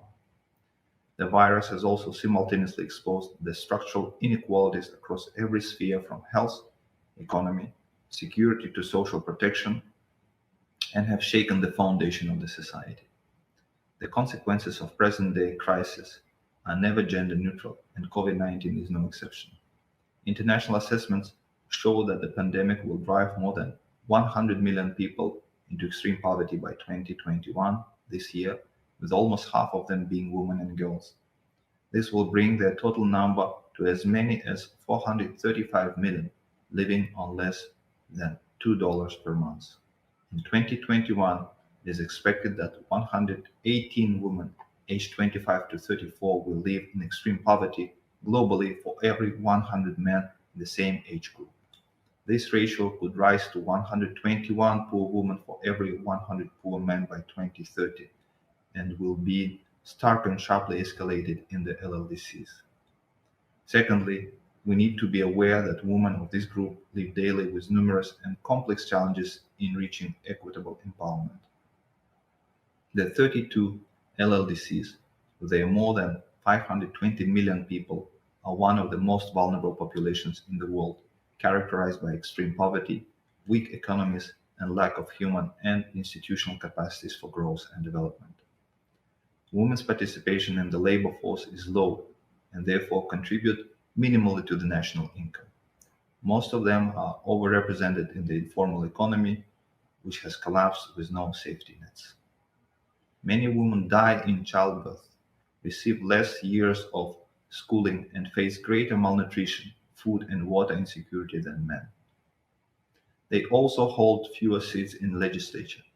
Many more women have turned into refugees and migrants, living in helpless conditions with bleak future. Violence against women is also rampant because of harmful discriminatory practices. our countries are further disadvantaged by geographic limitations and harsh weather and climate change effects, which severely hamper the efforts of women to break out of the poverty trap. In addition, our women and girls suffer a grossly unequal burden of deprivation and disinstitution as they lack access to and ownership of land as well as productive resources in the rural areas. All of this heighten gender inequality, which hinders the overall development of the LLDCs. Thirdly, despite all the efforts towards gender parity for achieving the Sustainable Development Goals, the LLDCs have a long way to go. Many of the LLDCs have made worthwhile strides with numerous notable legal changes in protecting and upholding the rights of women, and measures paving the way for the leadership and the entrepreneurial opportunities. There have been measures to bring a positive shift in societal attitudes towards women and girls. Although we adhere to the Convention on the Elimination of Discrimination Against Women, national reports of the LLDCs on its implementations indicate that women still continue to suffer discrimination and injustice. They are excluded to various extents from full participation on equal terms with men due to structural, economic, and social factors. I would like to underscore that most countries have implemented effective social protection schemes and policies, along with the government spending on key services with gender-oriented budgets. However, in many LLDCs, efficient social protection systems remain limited in coverage and will need significant upgrading and wider outreach to respond to the COVID-19 pandemic. In addition, the LLDCs face financial constraints in funding effective stimulus measures for the most vulnerable segments of their population, especially for low-income and unemployed women. Resources are required for integrating women into the agricultural, trade, commercial, and scientific and communication sectors for the economic relief of LLDCs. In light of heavy outlays on emergency and relief measures, allocations are limited for opportunities for the full development and capacity building of women. Fourthly, we recognize and thank the international community for its assistance in achieving the targets set for gender equality and appeal for further future support. We especially acknowledge the efforts of the UN Women and other international agencies, as well as the European Union, to give priority to the LLDCs and their Spotlight initiative. With our increasing shortfall in resources, we urge for greater funding from donor countries for gender-oriented programs to eliminate violence against women, empower their economic production, improve access to assets, reduce poverty, and enhance stewardship and managing skills. Additional funding is needed to bridge the gender pay gap, increase job opportunities, access to loans with technical assistance to enhance new anti-discriminatory legislation. Simultaneously, much needed in this context is technical assistance in the collection and analysis of gender-segregated statistical data, as well as to elaborate on gender-sensitive targets and indicators to implement the outcomes of the major UN global conferences from the gender perspective. In the political declaration of the midterm review of the Vienna Programme of Actions for LLDCs, the international community had committed itself to take targeted and accelerated action to remove all legal, social, and economic barriers to achieve gender equality and the empowerment of all women and girls. It was also determined to ensure that women and girls should realize and enjoy their human rights. All of the above call for greater outlays for women in the LLDCs in all UN programs and policies, with the full engagement of women and girls if we, together with LDCs and SEEDs, have to meet the benchmarks of Agenda 2030. Ladies and gentlemen, I would like to underscore that the LLDCs, together with the UN system, international partners, donors, civil society, women activists, and youth groups, will strive for political, economic, and social justice and equality for women on the basic tenet that women's rights are also human rights. They are the path to society's progress. Indeed, human rights was a top priority of people voiced around the world in the 2020 UN survey. For the LLDCs, investing in women's political, economic, and social empowerment is integral to achieving all the 17 SDGs. For us, the SDGs should not be a set of empty promises. They are inviolable vows. The LDCs will work towards equalitarian regional and global development with women as the key drivers and architects of progress of our new future. I thank you.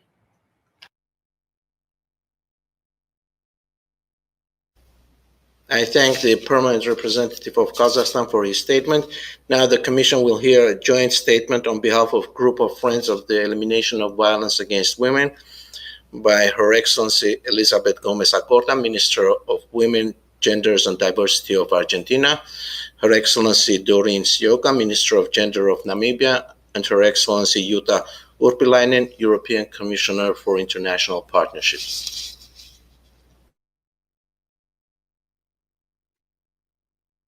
Chair, representatives of governments and civil society, ladies and gentlemen.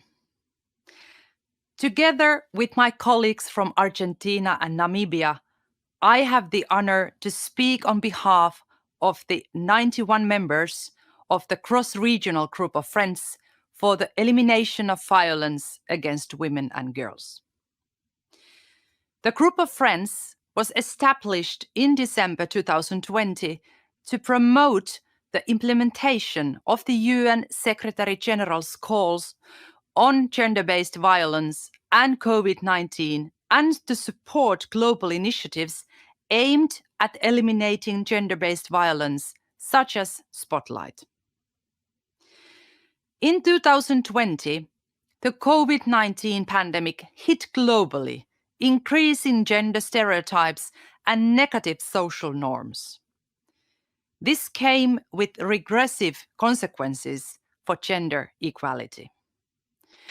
We have seen a significant rise of the unpaid care work, a spike in sexual and gender-based violence, including intimate partner violence, and the loss of income and livelihood for women. 243 million women and girls aged 15 to 49 have been subjected to sexual and/or physical violence perpetrated by an intimate partner in the previous 12 months. With only 7% of the world's heads of government being women, the majority of women and girls are unable to see themselves and their lived experiences reflected in their leaders. Research shows that debunking negative social norms and stereotypes plays a critical role in preventing violence against women and girls. Recent figures are alarming.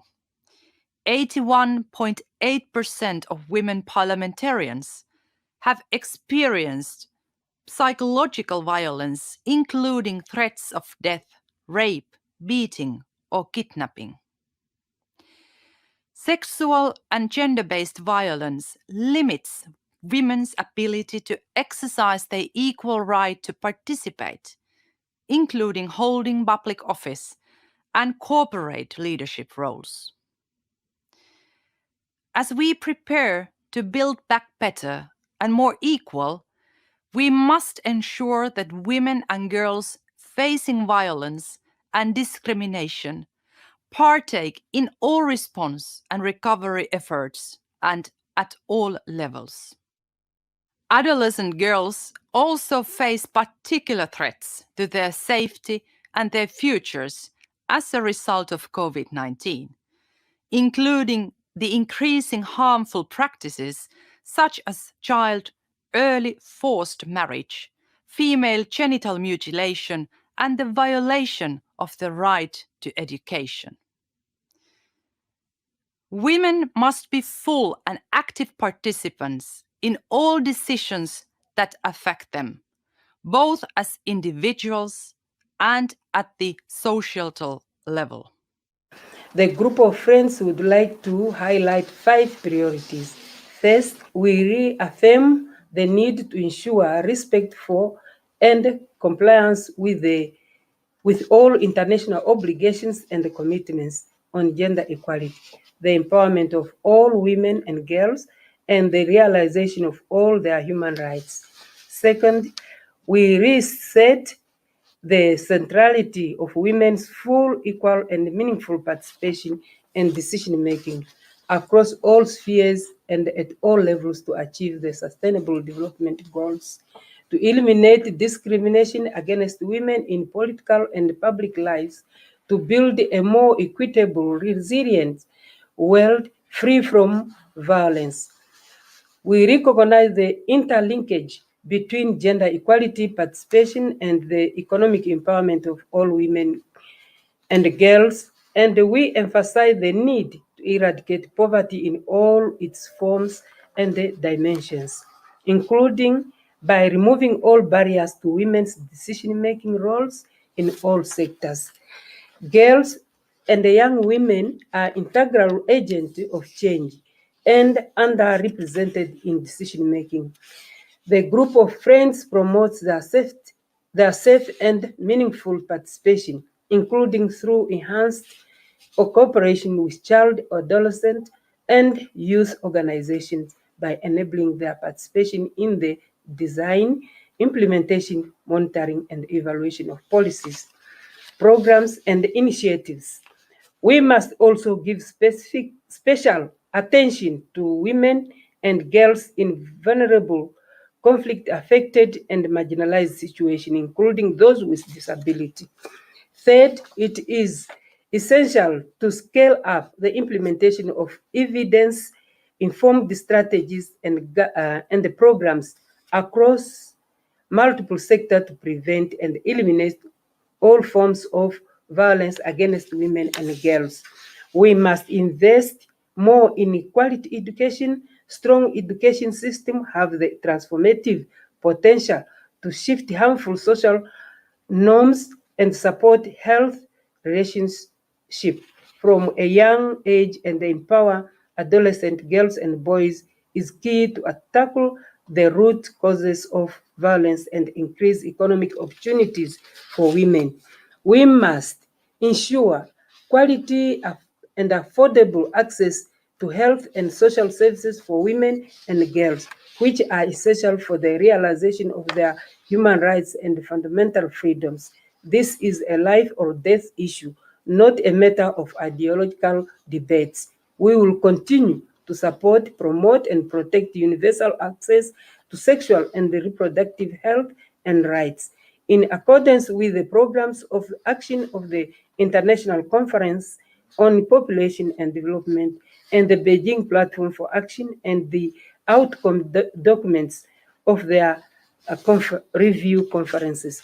Debemos crear sistemas de justicia con perspectiva de género.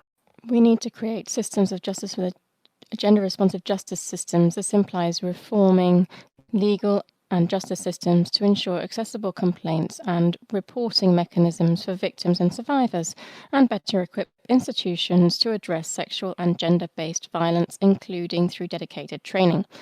We must build up gender and cybersecurity and stop online violence and harassment by supporting the work and independence of women media workers, eliminating gender stereotypes in media content, and encouraging the private sector and media to set guidelines and standards to enhance respect for the dignity of women and girls. In so doing, targeted efforts are needed to tackle sexual and gender-based violence in conflict and humanitarian emergencies through the implementation and the funding of the Women, Peace and Security Agenda. Our fourth priority is to improve the availability of comparable and reliable gender-related data and resources. We need more efforts to strengthen the necessary resources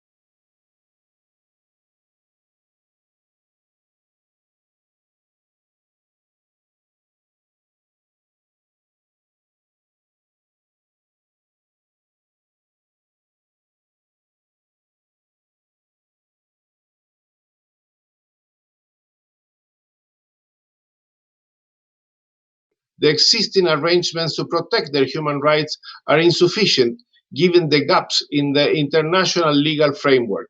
A comprehensive and integrated national legal document is needed to promote the rights and dignity of older persons. The Madrid International Plan of Action on Aging has positive implications for the enjoyment of human rights for older persons, but uneven progress with regard to its implementation and gaps between policy and practice remain major constraints. Moreover, while the Madrid Plan of Action contains a number of references to human rights, it is not a human rights instrument and has not been designed to comprehensively address existing protection gaps. Therefore, it is not sufficient to ensure the full enjoyment of the human rights by older persons. Mr. Chairperson, to achieve gender equality, we need full, equal, and meaningful participation of all women at all ages in public life and decision-making, including, of course, older women who continue to face discrimination and exclusion from public life. Ageism should be a key societal concern at the global level, but despite the need for targeted evidence-based measures to tackle ageism or all age stereotypes, negative attitudes and prejudice against older persons are not currently considered in data sets. In this regard, we look forward to the forthcoming report of the independent expert on the enjoyment of all human rights by older persons, Ms. Claudia Mahler, on ageism and age discrimination, and on the human rights of older women. We are confident that the reports from the independent expert will provide important data and insights as we look to advance the protection of the human rights of older persons. We would also like to take this opportunity to express our appreciation for the preparation of her report on the impact of the coronavirus disease, COVID-19, on the enjoyment of all human rights by older persons contained in document A75/205. In addition, our gratitude goes to the Secretary General of the UN for the preparation of the policy brief on the impact of COVID-19 on older persons.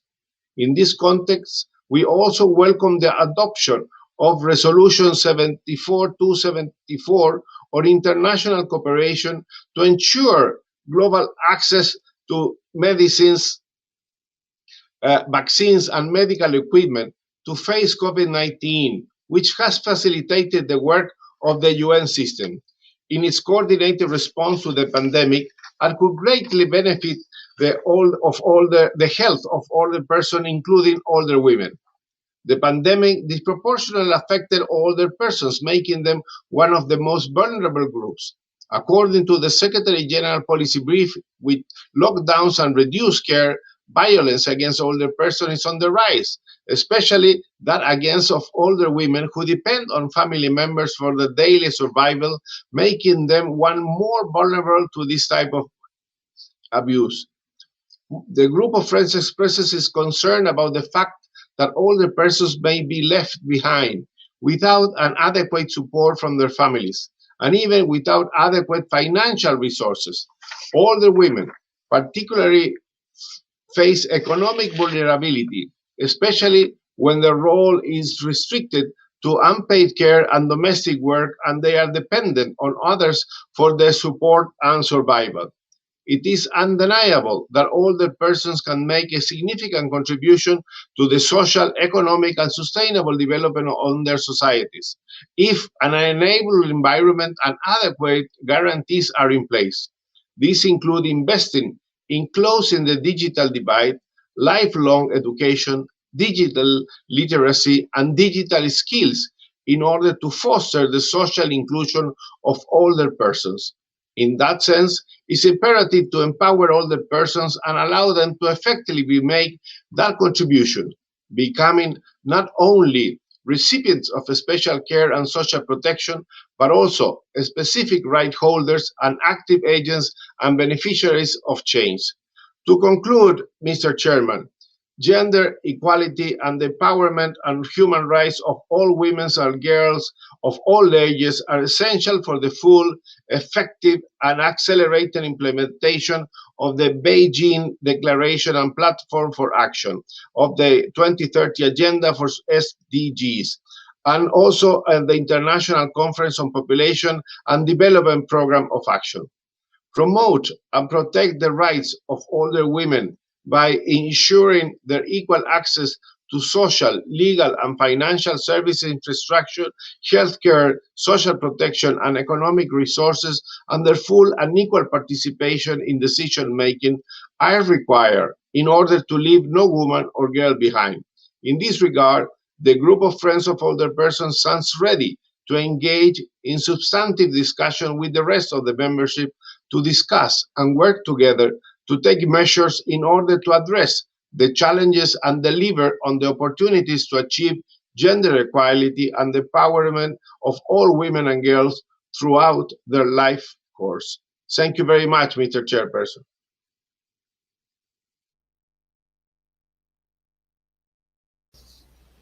I thank the permanent representative of Chile for his statement.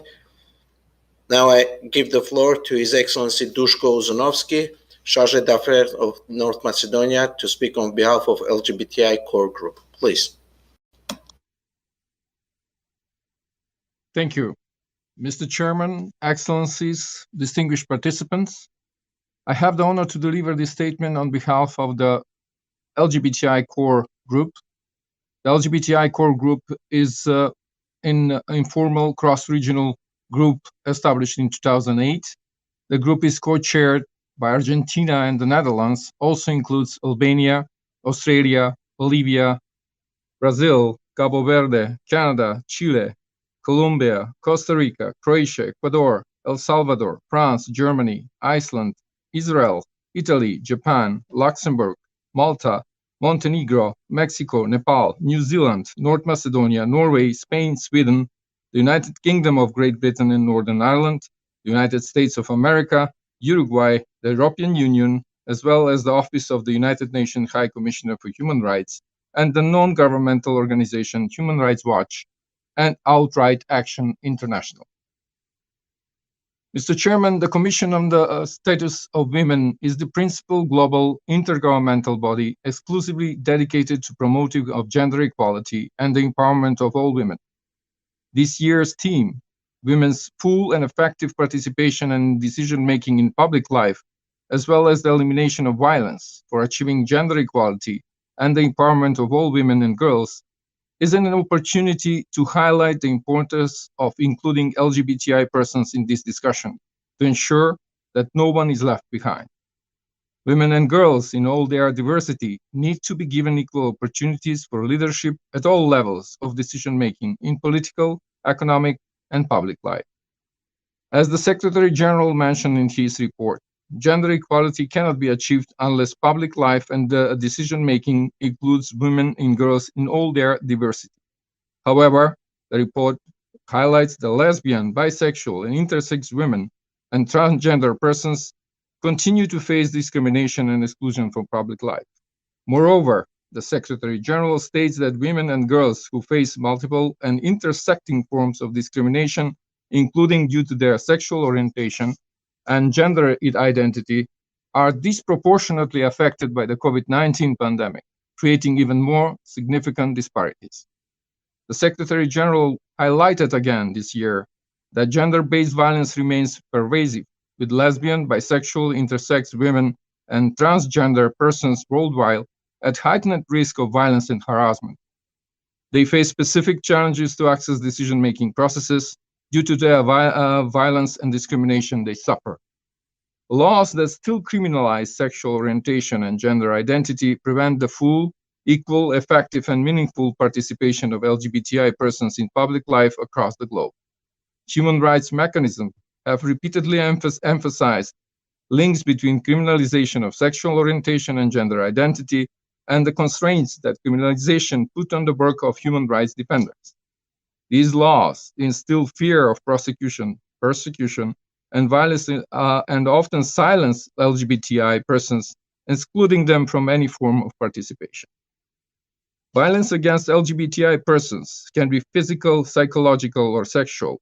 It can include domestic violence, acid attacks, forcible impregnation, rape as a tool in so-called conversion therapies, institutionalization in psychiatric facilities, hate crimes, extrajudicial execution, torture, and enforced disappearances.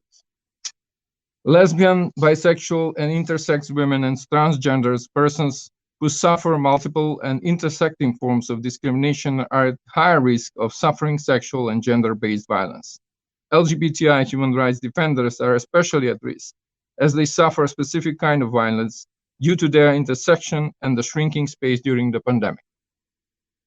The absence of lesbian, bisexual, and intersex women and transgender persons in decision-making often results in public policies and laws that do not address their specific needs that could exacerbate discrimination against them.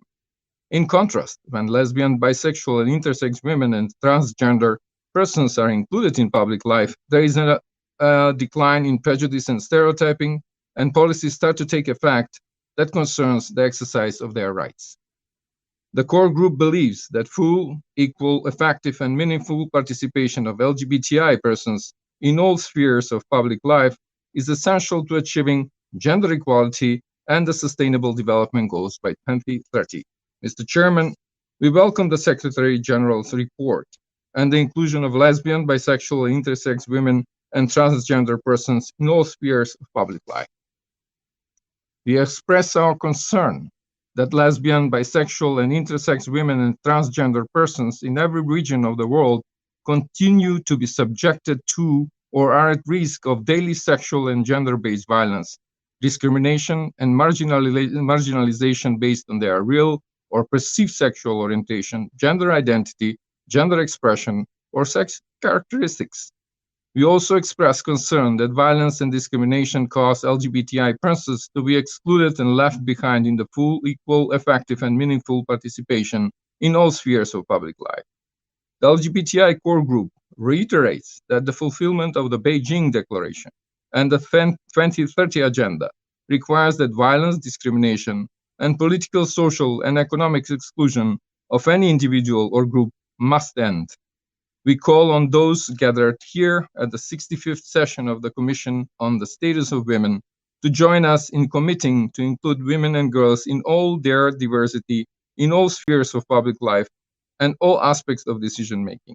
Our commitment to leave no one behind demands it. I thank you. I thank the Chargé d'Affaires of North Macedonia for his statement. Now it is my pleasure to give the floor to Her Excellency Kamala Harris, Vice President of the United States of America. Please. Mr. Secretary General, Mr. Chairperson of the Commission, Madam Executive Director, distinguished ministers, excellencies, civil society members, it is an honor to address this esteemed commission. Since 1947, this commission has documented the realities women face, shaped global standards on women's rights, and stood for gender equality.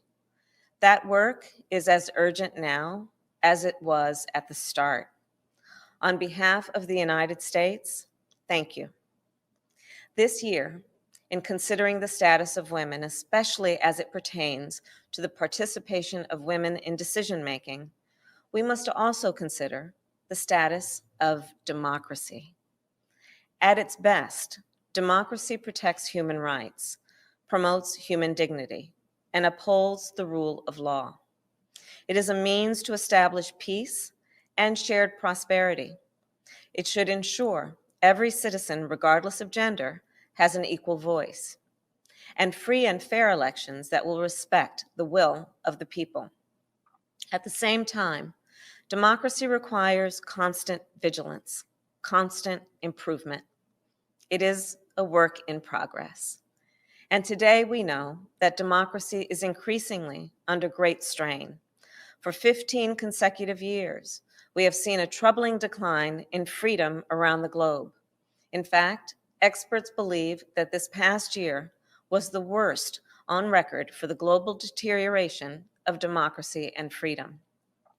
So even as we confront a global health crisis, an economic crisis, it is critical that we continue to defend democracy. To that end, The United States is strengthening our engagement with the United Nations and the broader multilateral system.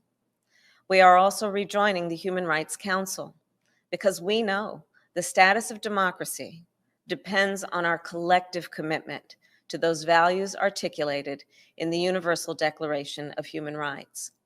The status of democracy also depends fundamentally on the empowerment of women, not only because the exclusion of women in decision-making is a marker of a flawed democracy, but because the participation of women strengthens democracy. And that's true everywhere. Looking around the world, I am inspired by the progress that is being made. And I am proud to report that while the United States still has work to do, we too are making progress, and that women strengthen our democracy every day. In every presidential election for the last 56 years in the United States, more women have voted than men. More women than ever before serve in the United States Congress. More women than ever are their family's breadwinner. And just last week, the president nominated 2 women to take the helm of 2 of our 11 combatant commands. Women in the United States lead our local, state, and national governments, make major decisions regarding our nation's security, and drive major growth in our economy. These are signs of progress. These are signs of strength. But friends, we cannot take this progress for granted, especially now. COVID-19 has threatened the economic security, the physical security, and the health of women everywhere. As women struggle to get the health care they need, the pandemic appears to be reversing the global gains we've made in the fight against HIV/AIDS, tuberculosis, malaria, malnutrition, and maternal and child mortality. That's why, on the first day of our administration, the United States re-engaged as a member state and leader in the World Health Organization. And we are revitalizing our partnership with UN Women to help empower women worldwide. Here's the truth. When women face obstacles to obtaining quality health care, when women face food insecurity, when women are more likely to live in poverty and therefore disproportionately impacted by climate change, more vulnerable to gender-based violence and therefore disproportionately impacted by conflict, well, it's harder for women to fully participate in decision-making, which of course in turn makes it that much harder for democracies to thrive. Eleanor Roosevelt, who shaped the Universal Declaration on Human Rights, once said, "Without equality, there can be no democracy." In other words, the status of women is the status of democracy. For our part, the United States will work to improve both. We are committed to upholding the democratic values embedded in the Declaration, and we firmly believe that when we work together globally, we can achieve the vision within it. We look forward to partnering with all of you in the days and years ahead, and thank you. I thank the Vice President of the United States of America for her statement. We have come to the end of the general debate for this morning. The general discussion of the agenda item 3 will resume on Thursday, 18 March at 11 a.m. There will be no formal or informal meetings by the Commission this afternoon. Tomorrow at 9 a.m., the Commission will hold an interactive dialogue on the topic Eliminating Violence Against Women in Public Life on this platform. This meeting is adjourned.